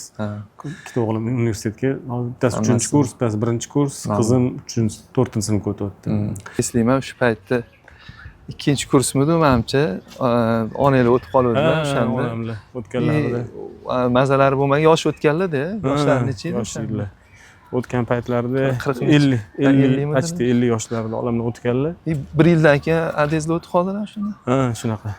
O'shanda vahshiy men esimda bordi, institutda bir necha kun kelmadingda, o'shanda bo'lgandan keyin o'sha menimcha o'sha onalar o'tib qolganlarda o'shanda vahshiy holating esimda bordi, juda ham anu sochlar qaralmagan, ko'zlar shishgan bir shunaqa holatlar. O'sha narsa esda qolar ekanda insonni. Men ham o'sha holating, o'sha ko'rinishing hali ham ko'zim oldida, qanaqadir sarvarga og'ir keldi. Oson emasda endi yoshlikda. Ketma-ket bo'lgan, yosh bo'lgan hali uylanmagan edim esingda bo'lsa. Vahshiy yosh bola edi-ku. U narsani vahshiy faras ham qila olmasdi. Menda odamlar endi o'tgan yil o'tdilar, qanaqa og'ir menga. U yoshlikda vahshiy bo'lsa kerak. Okanglar bordi. Akamlar borlar. Opanglar bormi? Opam borlar, akam borlar. Akamlar hozir Venada turadilar. Ko'chib ketganlar, O'zbekistonga yashaydilar. 3 ta farzandsizlar-da. O'zinglar shu yerda qoldinglarmi shunda? Yo'q, keyin o'shandan keyin men bu yerda yashadim 2009-yilgacha. Keyin opam bilan ham bu yoqqa keldilar. Chunki bu yerda biz 3 ta kvartiramiz bo'lardi-da. Keyin akamlar ham shu yerda yashaganlar. Keyin birinchi bo'lib akam ko'chib ketdilar bu yoqdan, Setorga. Keyin ulardan keyin 1 yildan keyin men chiqib ketdim. C5 ga ko'chdim men. Keyin opam bilan yashadilar bu yerda ancha. Opam bilan keyin yaqinda ular ham ko'chdilar, bizga xos yaqinroq joyga ko'chdilar. Mana men bu yerda oldin bizning огород bo'lardi-da. Mana bu yerlar hamma Ostanka. Bu stanka bo'lmas edi. Daraxtlarni ko'ryapsizlar? Rahmatli odamlar ekkanlar mana shu daraxtlar hammasini. Chunki odamlar Samarqanddan ko'chib kelishganda bu yoqqa. Bu Toshkentda institut o'qib, keyin shu yerda qolib ketishgan. Onamlar bilan. Rahmatli onamlar, odamlar. Mana bu yerda ular endi bilasan-ku, bu yoqda hamma yerli, ana uchastkada yashashgan. O'shanga bu yerda kelib katta огород qilib olganlar mana shu огород qilganlar. O'shanga ehtiyoj zo'r, tapchallar bo'lardi, boshqa takoy zo'r bo'lardi. Fayzi boshqa bo'lgan. Yozlarda tushib o'sha yerda uxlaydi biz огородda. Mana shu zo'r. Ya'ni dom bo'lgani bilan uchastkadek bo'lardi. Mana shu daraxtlar esimda, mana shu Zuhriddin akamlar ham anaqalar ham ikkita o'rik daraxt bo'lardi, naryoqda bitta yong'oq bo'lardi. Mana bu yerda o'rik do'cha pishayotgan paytida yosh bolalar hamma kirib o'g'irlik emas, endi yoshlik anaqa derdik biz, o'g'irlashgan. Mana tom ustiga chiqib do'chalarni olib girdilar, rahmatli odamlarning jag'illari chiqib bolalarni anaqa qilardilar, ish qilib. Yoshlik boshqacha bo'lgan. Endi ota-ona hozir endi yo'ligi uchun bu yerda hech narsa qo'ymay turamiz. Birgalikda hordiq chiqarish ko'p qilasizlar, oilaviy. Bizda o'zi anaqa bor. 1 yilda 2 marta oila bilan dam olish anaqamiz bor. Bittasi yozda, bittasi qishda. Ya'ni biz traditsiya qilib oldik. Necha yildan beri уже yangi yilda O'zbekistonda bo'lmaymiz. Ya'ni chet elda bo'lasiz. Lekin men bilamanki, bu yerda ham Toshkentda ham iloji boricha har shanba yakshanba o'sha bir cho'laga chiqib ketishga harakat qilasizlar. Oila bilan chiqib ketamiz. Juda ham ko'p borasizlar. Qishda ham borasizlar. Har shanba bordik. Demak, juda ham ko'p, ya'ni oila bilan vaqt o'tkazar ekansiz. Oilaga katta e'tibor juda katta. Kechki paytda misol uchun mana hozir hamma ujinlarimizni ahamiyat bergan bo'lsak, mana ko'p ujinlar bilan совместныйlarimizni завтракка o'tkazib oldimda men ko'pini. Bitta dona qolgan chorshanbani o'tkazib bo'lmaydi endi. Qolgan kunlar men har kuni voqli uydaman. Zo'rda. Mana shu вообще zo'r. Ishonch tushunish, ya'ni ba'zi oilalarda endi sen zo'r otasan, bilamiz, farzandlar ota-onasi bilan o'zini ichidagi dardini yetolmaydi. Endi har xil holat bo'ladi. Otasi qattiqqo'l bo'lishi mumkin, onasi qattiqqo'l bo'lishi. Sizlarda bunaqa narsa yo'q, menimcha. Ya'ni men bolalarim men bilan onasidan ham ko'proq sirlashadi menimcha. Onasiga aytmaydigan gaplarni ham menga aytadi. Ya'ni qizlar bilan qanaqadir gaplashganini yoki qanaqadir qizlar unga gapirganini, даже shunaqa narsalargacha menga aytib beradi. Bir xillarda xijolat bo'lib ketaman borib. O'g'lim, o'ziga xalqroq. Lekin bir ikkita yaxshi inson, ilmli insonlardan so'rasam, bu yaxshi nabarat. Shunaqa o'shalar aytishdi, o'shanga yaxshi bir do'stdek gaplashamiz bolalar bilan. Ha, zo'r. Bunga ham o'ng qo'yamiz. Endi umumiyki bitta ikkita tavsiya boshqa oilalarga mana shunaqa sandagi ahil oila bo'lish uchun nima qilgansan? Sen oilaning rahbari erkak sifatida nima qilgansanki shunaqa holatga kelgansizlar? Tabiiy bo'lib ketganmi yoki bu narsa? Men qanaqadir spetsialniy nimadir qilmaganman, lekin spetsialniy mana formula bo'yicha qilmaganman, qanaqadir nimadir niyat qilib, lekin hozirgi oilalarga nima anaqa tavsiya qilaman? Ya'ni misol uchun erkak kishiga, ya'ni yangi oila qurganlarga ya'ni bitta narsani esda tutish kerak har doim. Bu qiz, misol uchun ayoli bor-ku, bu kimnidir erkasi bo'lgan. Mana qizlar, sani ham qizing bor, meni ham qizim bor-da. Biz qiz bolani bolalardan ham ko'proq yaxshi ko'rib o'stiramizda. Qanaqa qilib buni erkalaymiz, qanaqa mehr berasan-da, boshqa joyga uzatib yuborasan. Bu yuragini bir yarimni yulib olganda anaqa qilib uzatasan-da. O'sha bola shu narsani his qilsa, erkak kishi, to'shda bu kimnidir erkatoyi bo'lgan. Katta mas'uliyat-da u. Birovni qizini o'sha anaqa birga oila qilib anaqa qilishda shu narsani eslab tursa, menimcha ko'p muammolar bo'lmaydi o'zi. Hozir ko'p ajrashishda ko'p. Chunki u oladi, xuddi qulday qaraydiganlar bor ayol kishiga, noto'g'ri-da u. Biz qancha mehr berasan qizingga, o'zi o'ylagan, avvalambor ilohim yaxshi joyga tushsin bizning farzandlarimiz, qizlarimiz, o'sha qadriyatlari bizdagi. Ayol kishilarga ham misol uchun bu ikki tomondan bo'lish kerak-da. Ayol kishi sabrli bo'lish kerak. Ya'ni hozirgi yoshlar sirazi boyib ketish xohlaydi-da. Bu ko'p endi gaplashamiz. Endi bu bir ikkita joyda ham gapirdim. Ko'pchilik aytdiki, buni o'zgartira olmaysan. Biz bunga moslashishimiz kerak. To'g'ri, bir tomondan biz moslashishimiz kerak, lekin baribir erkak kishi sirazi qaqadir ishga kirgandan keyin sirazi boyib keta olmaydi-yu. Yoki qaqadir ish boshlaganingda, misol uchun qaysidir biznes qilganmiz, boshida boqish jarayoni ketadi, keyin u pulga kirguncha vaqt o'tadi-yu. O'sha vaqtda sabr qilib kutolmaydigan ayol kishilar ham bor-da baribir.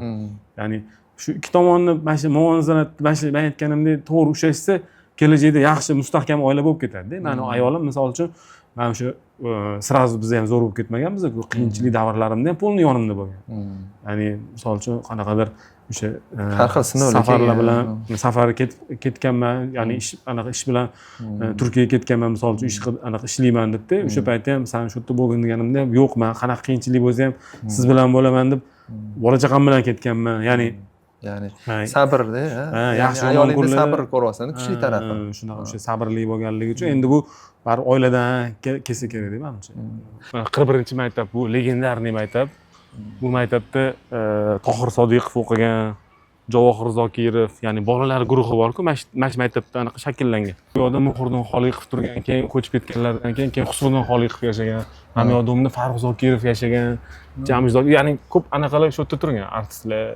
Javohir akam ham naryoq turganlar, Ro'shan akam ham turganlar, Ro'shan Sobirov bor. Tohir Sodiqov masjidda o'qigan. Tohir Sodiqov masjidda maktabda. Do'mi qayerda u? Do'm pastda. Pastroqda, shu Esh shaharda o'sganman, jonim.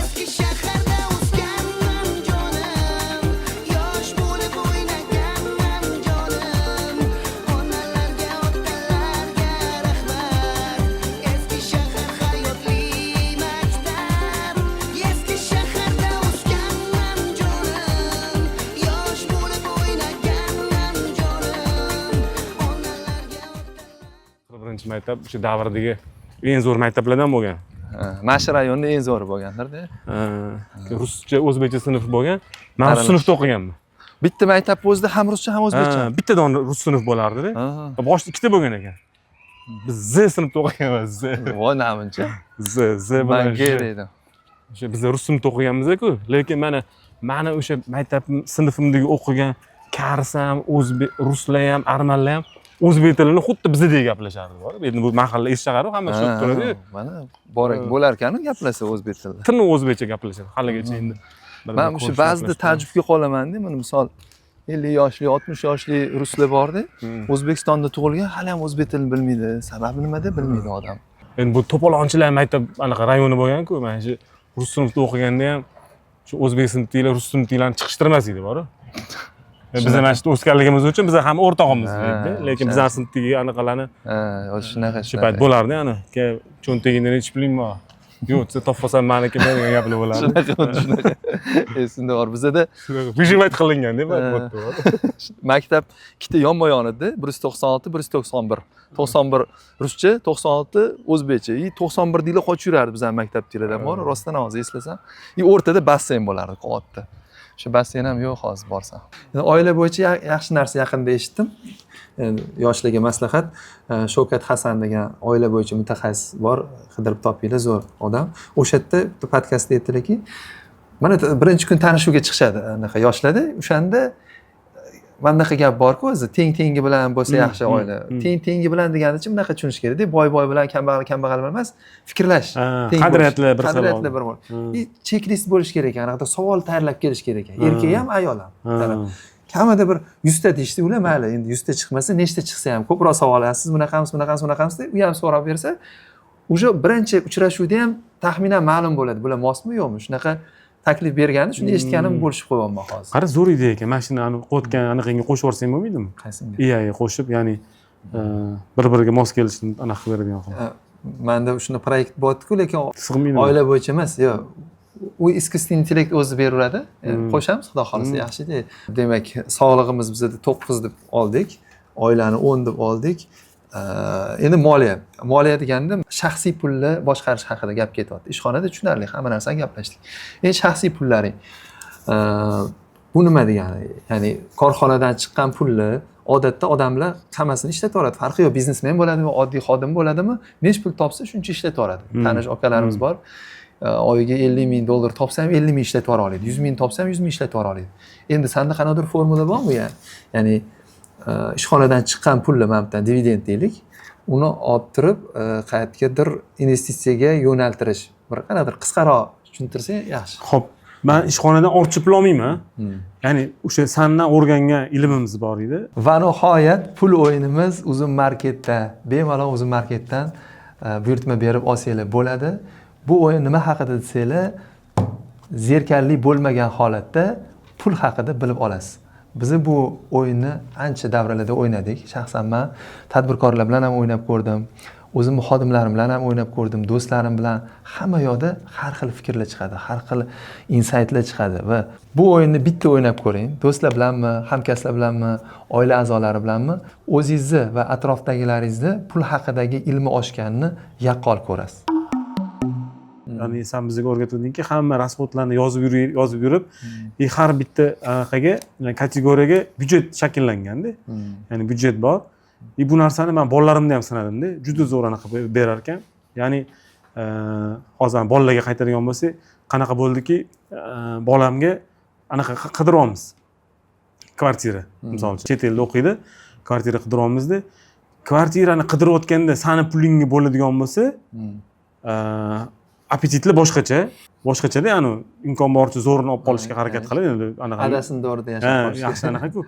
Lekin men aytdimki, bolam, senga dedim, ana oylik byudjeting bor dedim. Ya'ni kvartiradan tashqari yana yashashiga pul kerak-ku. Oylik byudjeting bor, mashincha. U yerda u byudjetda ichida kvartira bor. Kvartirani o'zing hal qilgin dedim. O'sha anaqada filtrlar o'zgardi.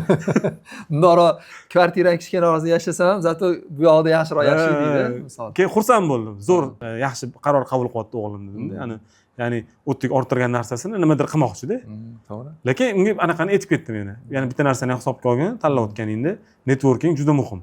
Ya'ni atrofingda yashayotganlar, qo'shnilaring kim bo'lishi ham juda muhim. U narsa, misol uchun, juda arzon bo'lib ketib qolsa, sifati boshqacharoq bo'lishi mumkin. Chunki ahamiyat bergan. E'tibor berish Da, kerak. shunga ham e'tibor bergan dedim. balans ushlash kerak. Balans ushlash kerak. Ha. Shunga mani fikrimcha, men hozir bolalarimda ham shu narsaga juda ahamiyat beraman. Ya'ni o'qiyotganda ham o'sha universitetda eng zo'rida o'qisin deyman. Eng zo'rida o'qisin. Eng zo'r institutda o'qiydi. Meni hozir katta o'g'lim Edinburgda o'qiydi. Edinburgda o'qiydi. O'sha yashayotgan joyiga ham ahamiyat beraman. Ya'ni yaxshiroq joyda, atrofida yaxshi insonlar bilan bo'lib qolish uchun o'sha qimmat bo'lsa ham, lekin yaxshida yashasin deyman. Chunki men buni ko'proq investitsiya deb qarayman-da bu narsaga. Rasxod emas. Chunki buni agar eng arzonini olib qo'ysak, atrofida qanaqadir bir noto'g'ri odamlar tushib qolish ehtimoli katta-da. To'g'ri, hammasi Allohdan, lekin biz sabablarni qilishimiz kerak. Shunga o'sha o'qishda ham, maktablarda o'qiyotganda ham bu yerda harakat qilganman. O'zimga qiynalsam ham shu bolalarim eng zo'r joylarda o'qisin, eng zo'r joylarda yashasin deb, ya'ni shu atrofida ularga ham menga o'xshab omadli bo'lsin shu doirada, ya'ni atrofida yaxshi do'stlar bilan, yaxshi oshnalar bilan anaqa bo'lsin, jamlanib olsin degan ma'noda. Chunki men o'zim shu narsada o'zimni faktor uspeximni shu yerda deb bilaman-da. Yaxshi. O'sha xuddi shunaqa kategoriyalarga byudjet ajratilgan, ya'ni byudjetda ham kim har bitta byudjetga o'z mas'ullari bor-da. Bittasi misol uchun ayolim qaraydi, bittasi o'g'lim qaraydi, anaqa bo'lingan. Ular shu byudjet ramkasida ishlab turadi. Ya'ni shunaqa qilmaguncha ma'mini bor, cheki bo'lmasdi-da. Misol uchun qaysi kategoriya o'zidan o'zi ketaveradi, qo'shilib ketaveradi. Uni berib qo'ysang, mas'uliyat olgandan keyin sekin xuddi boyaga aytganingdek, bo'lmasa misol uchun bugun uyga 100 so'm olib kirsang, 100 so'mni yo'q yuborishadi. 150 so'm olib kirsang, 150 so'mni yo'q yuborishadi. Shunaqa. Demak, men tushunishim bo'yicha ishxonadan ko'p pul olmayman degani, investitsiya asosan ishxonalarga, ishxonadan ketadi, shu yerdan ketadi. Ya'ni shu yerda o'zi tikiladi-da, semirtirish. Shu yerda o'zidan tikiladi, shu yerdan dalshi ham tikiladi. Qayerqa? Ya'ni yangi loyihalarga bormasdan turib. Yangi loyihalarga ham shu yerdan ketadi. Yangi loyihalar, tushunarli. Demak, misol Burchmiller Resource bitta investitsiya bo'lsa, yana ko'chmas mulklarga ham investitsiyalar turasan-a? Ya'ni lekin asosan bizneslarga qilyapsan-da. Hozirgi kunda startaplarga qiziqib qoldim. Ya'ni biz do'stimiz juda qiziqtirib qo'ydi meni. U olamni o'zini bir boshqacha olam ekanda.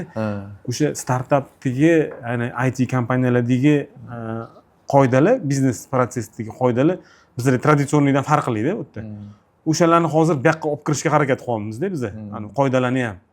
Juda zo'r narsalar bor ekan. O'shanga menga yoqib qolganligi uchun keyin bir ikkita loyihalar muhokama qilganda chiqib qoldi. Jamiyatga foydasi tegadigan loyihalar bo'lganligi uchun o'sha yoqqa ham kirib ketyapmiz. Mana hozir shu joyda Sarvarni gapini eshitasizlar, xulosa qilishdan oldin bitta narsaga ehtiyot bo'lasizlar, qaranglar.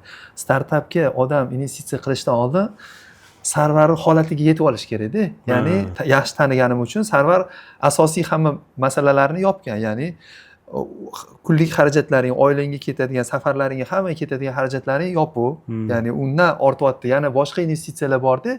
Keyin o'sha etapga yetdiki, ortyapti-da, ortganini startap. Nega startapga ehtiyot bo'lasizlar deganim, juda yuqori risk hisoblanadi. Startap juda yuqori daromad keltiradi. Yuqori daromad keltiradigan narsa bu teng yuqori risk degani. Shuning uchun startap zo'r ekan deb birinchi pullaringlarni, bor yo'q pulinglarni tikib olmaysizlar.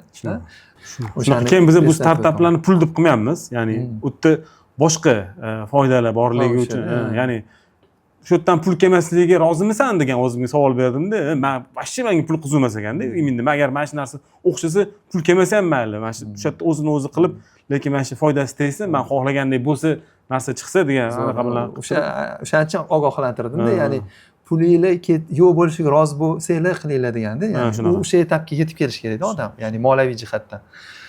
Demak, moliyani boshqarish ham o'ylaymanki juda a'lo darajada. Endi moliyachisan, menga o'xshagan moliya institutini bitirganmiz. Sendek ustozimiz bor-ku. Rahmat. 8 mi 9 mi necha? 8 qo'yamiz. Ko'proq o'sishga. Qancha kam qo'ysang shuncha yaxshi bo'ladi demak, to'g'rimi? Ha, o'sishga imkon. Mayli endi. Bu hozir bu aylana nima degani, o'zing hayotingdan qoniqishingda, albatta. Endi do'stlar sohasi ikki og'iz. Chorshanbamiz biz 2 ga bo'lingan. Ertalab biz Sarvar bilan ofitsialniy ko'rishamiz. Tadbirkor sifatida, kechki payt do'st sifatida choyxonada boshqa do'stlarimiz, ular ham tadbirkorlar, ammo biznes haqida deyarli gaplashmaymiz u yerda. Mumkin emas gap. Mumkin emas. Mabodo kerak bo'lsa, alohida stolga o'tirib birga-bir gaplashib olishadi. Bunaqasi ham bo'lib turadi. Sarvar, mana shu do'stlar mavzusiga kelsak, do'stlar bor, oshna og'aynilar bor. Shuni farqi nimada deb o'ylaysan? Mana misol yaqin do'stlar o'zi odatda bitta ikkita bo'ladi o'zi. Sanoqli bo'ladi. Keyin tanishlar, oshna og'aynalar, ya'ni gaplar bo'ladi. Shu farqi nimada? Shu fikringcha. Endi oshnalar prosta tanishlar, qanaqadir meni fikrimcha-da endi qanaqadir o'tirishlarda bir o'tirib qolasan yoki nimadir qanaqadir bir paytlar tanishib anaqa bo'lib qolgan bir oshnalar. Endi bizda rosa ko'p-ku oshnalar. Yo'q, hop, mana kursdoshlar bilan, yana kimdirlar bilan gaplar bor-ku. Ularni ham o'rtoqlar deymiz-ku. Ular bilan misol uchun mana Zafar o'rtog'imiz bor, seni eng yaqin do'sting deb bilaman men-da endi. Ular bilan farqi nimada misol? Endi mana oshna bor, oshnalar prosta как приятели deymiz.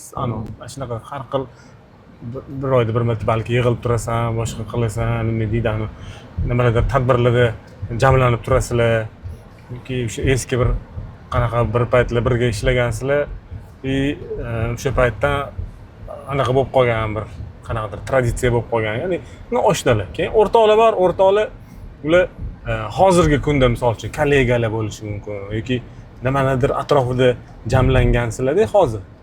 O'sha tugagandan keyin u ham tugab qoladi, misol uchun mana bo'ladi, kollegalar bilan bundoq yaxshi bo'lib yurasan-da, o'rtoq bo'lib yurasan-da, keyin ular sen boshqa joyga o'tib ketsang yoki anaqa bo'lsa, ular ham o'sha har kunlik ko'rishadigan o'rtoq statusdan u ham anaqaga oshnaga o'tib qoladi keyin borku, ular bilan o'sha bir oyda bir marta yig'ilib turadigan. Do'stlar bor. Mana uchtaga bo'ladigan bo'lsa, do'st o'zi haligi boy yetganingda o'sha unga muammolaringni ham bemalol suhbat qilasan, maslahatlashasan.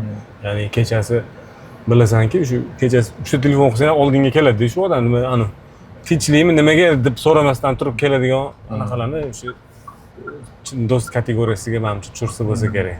Endi bu meni fikrimcha, bilmayman, balki. Men ham shunaqa qo'shilaman. Yaqin do'stlar o'zi kam bo'ladi, ikkita, uchta bo'ladi. Ya'ni ichingdagi dardingni ayta oladigan odamda, hatto ba'zi gaplarni ayolingga ayta olmaydigan narsalaring bo'ladi. Shu do'st, ya'ni seni siringni biladi, keyin dardkash bo'ladi-da, ya'ni prosta maslahat bilan ham qanaqadir yordam berib oladigan odamda. Endi oshna og'aynalar shu ko'proq, misol har kun ko'p ko'rishadigan odamlar. Yaxshi bilamiz ularni, lekin ichimizda qanaqadir o'sha переживание deydi, ustida o'shalarni ayta olmaymiz ularga. Faqatda keyin men qanday ularni misol определить qilsa bo'ladi, o'zi fizически desa, men anaqa deyman, ko'p aytganman shu narsani. Agar Telegramda, lichkada gaplasha olsam, u bilan ko'p. Bundoq qarasam, bundoq qaraymanda, agar bir oy oldin gaplashgan bo'lsam, u bilan yana yaqin do'stmas ekanman deyman-da. Nima oshna kategoriyasiga o'tkazib qo'yasan? Men unaqa 3 ta emas ekan kategoriyani. Yaqin do'st, qolgan o'rtoqlar-da endi. Shunaqa ekanda. Mana shu somsa xonamiz bo'lardi esingda bo'lsa. Birinchi marta shu yerda o'rganganman, somsani yeyotganda qatuv solib yeyish somsani ichiga. Mana shu yerda o'rganganman. Undan oldin hech uyda qilib ko'rmaganmiz, bunaqa narsa. Zo'r edi-da somsasilik. Obedni shaxs chiqardi. Biz o'qigan paytida Toshkentda eng знаменитый somsa mana shu edi menimcha. Qayerdan kelishardi yeyishga. Bunaqa do'stlar. Endi qara, do'stlar qanchalik muhim rol o'ynaydi umuman odamni hayot balansida. O'zi kerakmi, keraklik darajasi qanaqa? Faqat do'stlarmi yoki oshnalar ham? Yo'q, yaqin do'st haqida gapiryapti hozir. Endi meni fikrimcha kerak juda ham. O'zi umuman oladigan bo'lsak, ya'ni bizani o'sha institutda mana birga o'qigan anaqamizda men o'ylayman, mana shu bizani faktor uspexi bor-ku. Faktor uspexi mana shu bitta joyga jamlanib qolganligimizda ham bo'lganda. Chunki bizga bir qanaqadir omadli bir anaqa bo'lib qolganmiz.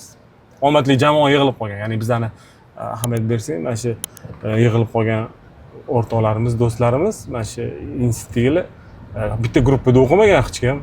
Ya'ni sen Ibrohim bilan bitta gruppada o'qigansan, men Ibrohim bilan bitta sinfda o'qiganman, litseyda. Ya'ni misol uchun hamma ana sborniyda salanka bo'lyapti-ku bizda. Do'stlarimiz meni lichniy menda qanaqa bo'lgan? Mendagi hayotimdagi ko'p yutuqlarimga do'stlarim juda sababchi emas, hissasi juda katta bo'lgan. Ya'ni maslahat doirasida, yordam doirasida, ya'ni undan tashqari o'zi faqat do'stlar emas, mana shu tanish bilishimizligi juda ko'pligi bizga esingda bo'lsa, juda serulpat bo'lganmiz-ku. Ya'ni do'stlar sohasida men tushunimcha mamnunsan to'liq. 9-10 qo'yaversa bo'ladi. Bo'ladi. 10 qo'yaveradi. 10 qo'yaveramiz. Oilaga o'xshagan do'stlar. Sizlardagi do'stlarim bor. Rahmat. Xo'p, dam olish, endi qara, dam olish ham qisqagina, chunki ko'rdik ish va hayot muvozanati уже oila muvozanati bor odamlarda dam olishi ham yaxshida. Dam olishda bizda mana bunaqa tez o'qib ketishga harakat qilaman men bitta. Nima-nimaligi o'zi bo'linib ketgan. Mana shu kitob reklama qilib qo'yib olsanglar, bilasizlar, hayotinglarni tekshirib olasizlar-da, qayerda nima muammo bo'lishi mumkin. Xo'p, mana birinchisi mana sayohat ekan, keyin hobbi qiziqishlar ekan, o'yin kulgu, shaxsiy vaqt, stressni yengish. Mana shaxsiy vaqt, stressni yengish borligini bildik. Unga deylik 10 qo'yib turinglar-da. Sayohatlarga ozgina qo'shimcha 2 marta oilaviy chiqishinglar bor. Bu обязательно. Bu обязательно. Orada tasodifan ham chiqib qolasiz oilaviy. Mana hozir misolcha ertaga safardan kelganimdan keyin yana bitta safar ketdim-ku, u tasodifan bo'lib qoldi. Oilaviy. Ya'ni u oilaviy taxminan bir 4ta 5ta bo'lib qoladi bir yilda. Ha, shu taxminan. 4ta. Qolganlari ish bo'yicha yo'la paputi dam olish bilan ketadi. Ha, shunaqa. Hozirgi kunda men programmaga yozib yuraman. Nechta kreditami davlatga borimizda endi. Hozir bin degan programma. Uni orasida повторнийлari qancha? Ko'p, men safar ko'p chiqamiz. Endi ish bo'yicha ana biza eng zo'r hamkorlarimizni 1 yilda 2 marta olib chiqishimiz bor. Bu ham обязательно. Konstavarchilar. Bundan tashqari klubning anaqalarimiz bor. Chiqishlar. Klublar bilan chiqishlar bor. Keyin do'stlar bilan bor yana chiqishlar. Vashshe ko'p. Hozir sanasam menimcha bir oyda bitta to'chna bor-da. Ha, bor. To'chna bor. Ya'ni men Sarvar bilan birinchi safarga chiqqanim 15-yilda birinchi Tailandga bordik. Keyin o'sha yil mana yilni boshida Tailandga bordik, Phuketga. Yil oxirida Dubayga bordik. 15-yil. Sizlar o'sha konstavar anaqalar bilan borganinglarda bu paytda bu yerda Ibrohim ham bo'lardi. Ibrohim aytdi, "Yurib biz bilan safarga bir chiqib kelmaysanmi?" dedi. Bu chekinish pul bir kishiga. O'zimnikini to'laganman, sizlar bilan chiqib. O'shanda safarda sen bilan yanada yaqin bo'lib tanishdik. Zo'r bu. Ya'ni kimdirda ish bo'yicha chiqsa, ham ish ham dam deganda, faktor har doim shunaqa deydi, ham ish ham dam. Demak, dam olish sayohatdan bir 10 desa bo'ladi, menimcha. Bo'ladi. Balki men qo'rqib qolaman ba'zida. Samolyotda buncha ko'p uchirish zarar emasmikan sog'liqqa deb o'ylayman. Hop, safarga chiqishda organizmingiz anaqa zarar, stressga uchradi organizmni. O'shanga uni qoidalari ham bor-da, ya'ni safarga chiqib borgandan keyin birinchi o'p qatgadir borsam, birinchi kefir ichib yuboraman har doim. Qaytmaganda shunaqa. Chesa bo'lib qo'yashganda shunaqa qilib. Lekin undan tashqari uyquni sirasi joyiga tushirib olish kerak. O'tda ham o'zgarib ketadi. Chunki nachinoy перелетga tushib qolasan, unaqa bo'lasan, mana shu yordam beradi-da. Ko'rib turadi organizm qanaqa vastanovlen. Chunki bir xillarda his qilmay qolamiz-da bu narsani. To'g'ri. Demak, yaxshi. Nima hobbing bor deb o'ylaysan o'zingning qiziqishlar hobbi? Hobbi degan snowboard uchaman men.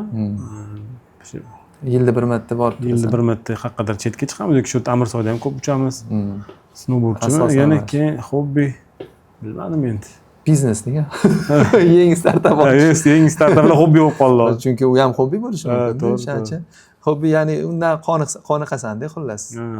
Mana odatda mana bunga baho past qo'yish uchun nima bo'lish kerak?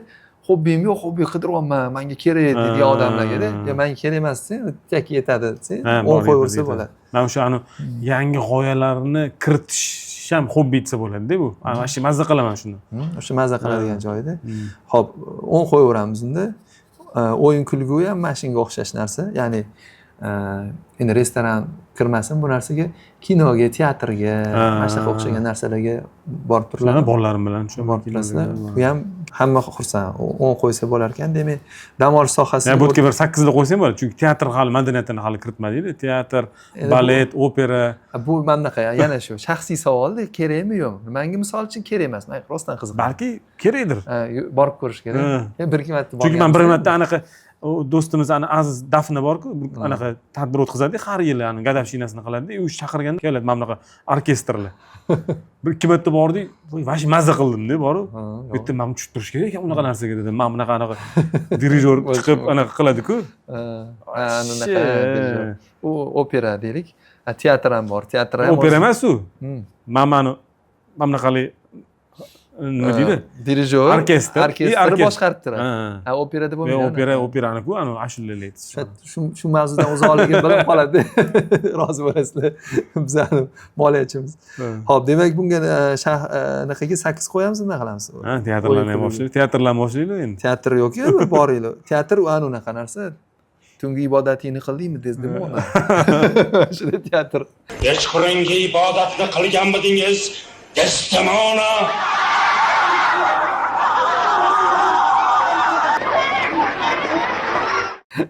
Ana живойda.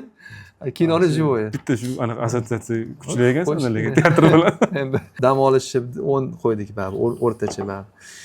Xo'p, shaxsiy rivojlanish. Mana shaxsiy rivojlanish bo'yicha bilaman, zo'rsan. Maslahat sifatida bera qolgin odamlarga, ko'rayotganlarga. Mana shaxsiy rivojlanish nimaga kerak o'zi, вообще kerak? Shaxsiy rivojlanish o'zi nima desa, o'zgarishda. Mana kechagi darsimda aytaman, joyi borayotgan joyim. Shaxsiy rivojlanish nima desa, odamlar ilm olish, o'qilish, bu qilish o'zgarish ekan asli.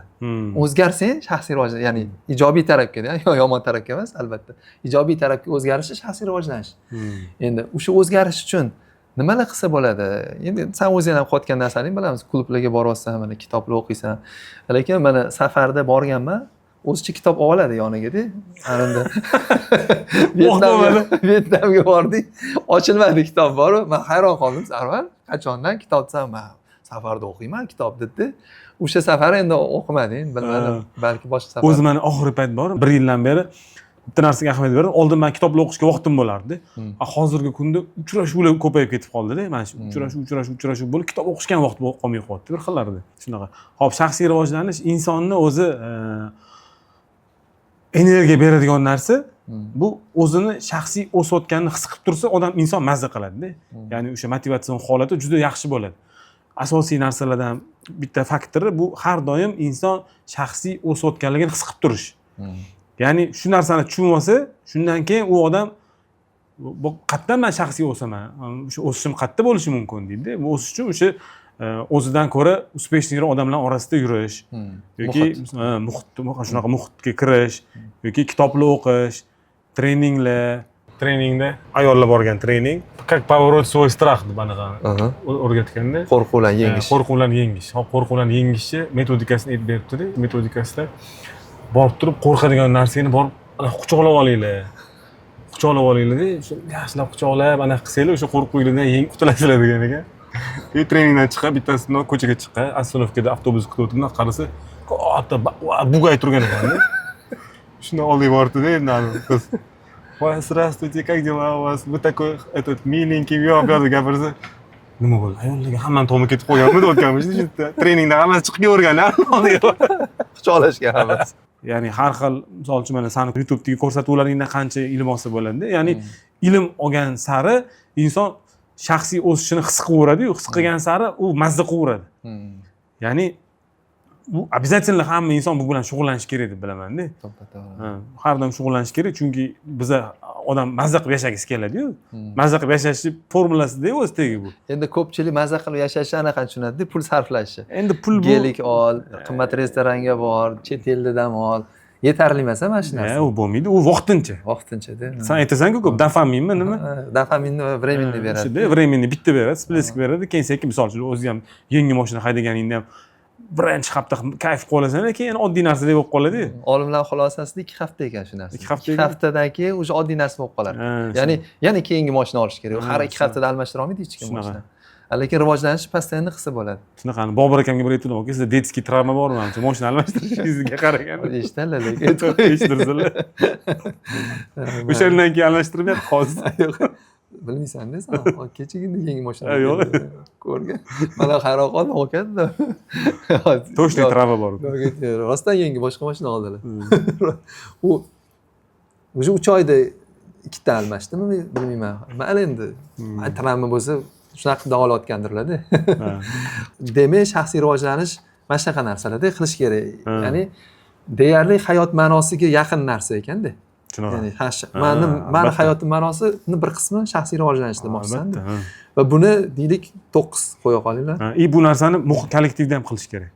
Ya'ni kollektivingizda zo'r muhitda bolalar ishlashini xohlasanglar, shaxsiy rivojlanishni обязательно kiritib ketishinglar kerak politikalarga. Ya'ni komandadagi xodimlar shaxsiy o'sishini his qilib tursa, sizlarning komandalar hech qachon ketmaydi.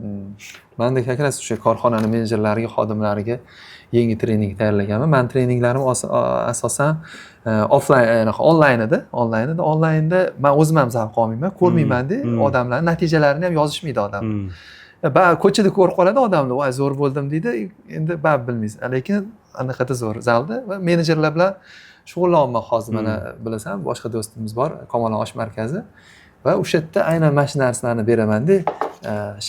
именно birinchi qismi biza 3 ta ustunga bo'lamiz moliyaviy islohotxonani. Pulni ishlab topish, uni keyin jamg'arish, saqlab qolish, jamg'argan pulni saqlab qolib, investitsiya qilib ko'paytirish. Endi eng asosiysi yoshlarda, menejerlarda birinchisi baribir ishlab topish.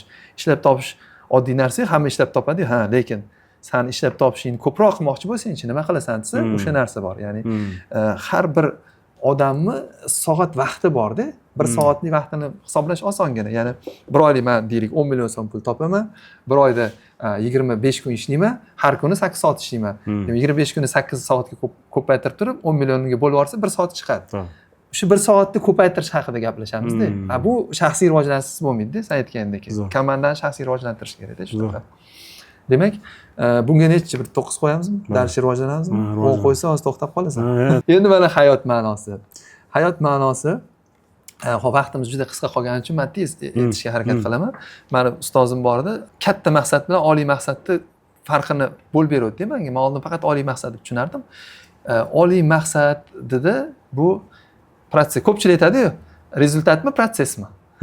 Bu protsess ekan. Ya'ni sen bitta seriozniy ish ustida ishlayapsan, umring ishini. Va bu oliy maqsading va u umr oxirigacha недостижимый. Ya'ni unga erisha olmaysan, lekin raqamlar bor baribir. Misol, menda maqsadim deylik, oldin moliyaviy soatxon qilishdi 10 millionta odamni. Men uni oliy maqsad deb o'yladim, bu aniq ekan. Katta maqsad ekan. Katta maqsad ekan, sababi raqami bor ekanda. Oliy maqsad butun O'zbekistonni men moliyaviy soatxon qilmoqchiman desa, u tug'ilaveradi, tugamaydi. Tugamaydi o'lguncha. Sababi butun hammani ham tug'ilish, ham hammani qilish qiyin-da. Lekin 10 millionni qila olsam, keyingi 10 ni qo'yaman-da zato. Agar men hozir 10 ni qo'yib qo'ysam, oliy maqsad qilib, ko'pchilik bitta katta maqsadga erishsachi baxtsiz bo'lib qolar ekan, sababi to'xtab qolgan, nima xohlashini bilmaydi. Shuning uchun hayot kasbini bilib olish kerak, hayot ma'nosini-da. Hozir endi menda ozgina o'zgargan, sal majoziyroq bo'lib qolgan. Moliyaviy soatxon qilish emas, baxtli qilish. Chunki moliyaviy soatxonlik bu boylik bilan bog'liq, ya'ni moddiy boylik bilan. Lekin odam moddiy boylarni ko'p ko'ramiz, baxtsiz bo'ladi-da. Lekin baxtli nima bu? Mana shu hamma sohasida raqamlari baland bo'lsa va bir-biriga yaqin bo'lsa, 8-9, 8-9, 7 bo'lsa, уже baxtli-da inson. Ya'ni meni maqsadim hammani butun O'zbekistonni yoki deylik bizani eshitib turgan odamlarni, bizani tilda, o'zbek tilida gaplashadigan odamlarni baxtli qilish. Bu oliy maqsad. Endi birinchi katta maqsad 5 million, 10 million mana shunaqa ketadi. Endi senga shu savolda topdingmi shunaqa hayot ma'nosini o'zingda yoki hali protsessdami? Chunki bu narsa keyinroq kelishi mumkin-da odamga. Menda anaqa bor. Hozir sal yana boshqacha o'zgardi. Ya'ni kanselariya biznesi, misol uchun kanselariya biznesi deylik, ko'proq asosiy fokusim. U juda nima deydi ani? Belli bo'lmagan, ya'ni chorniyda ishlaydigan biznes bo'lib kelganda.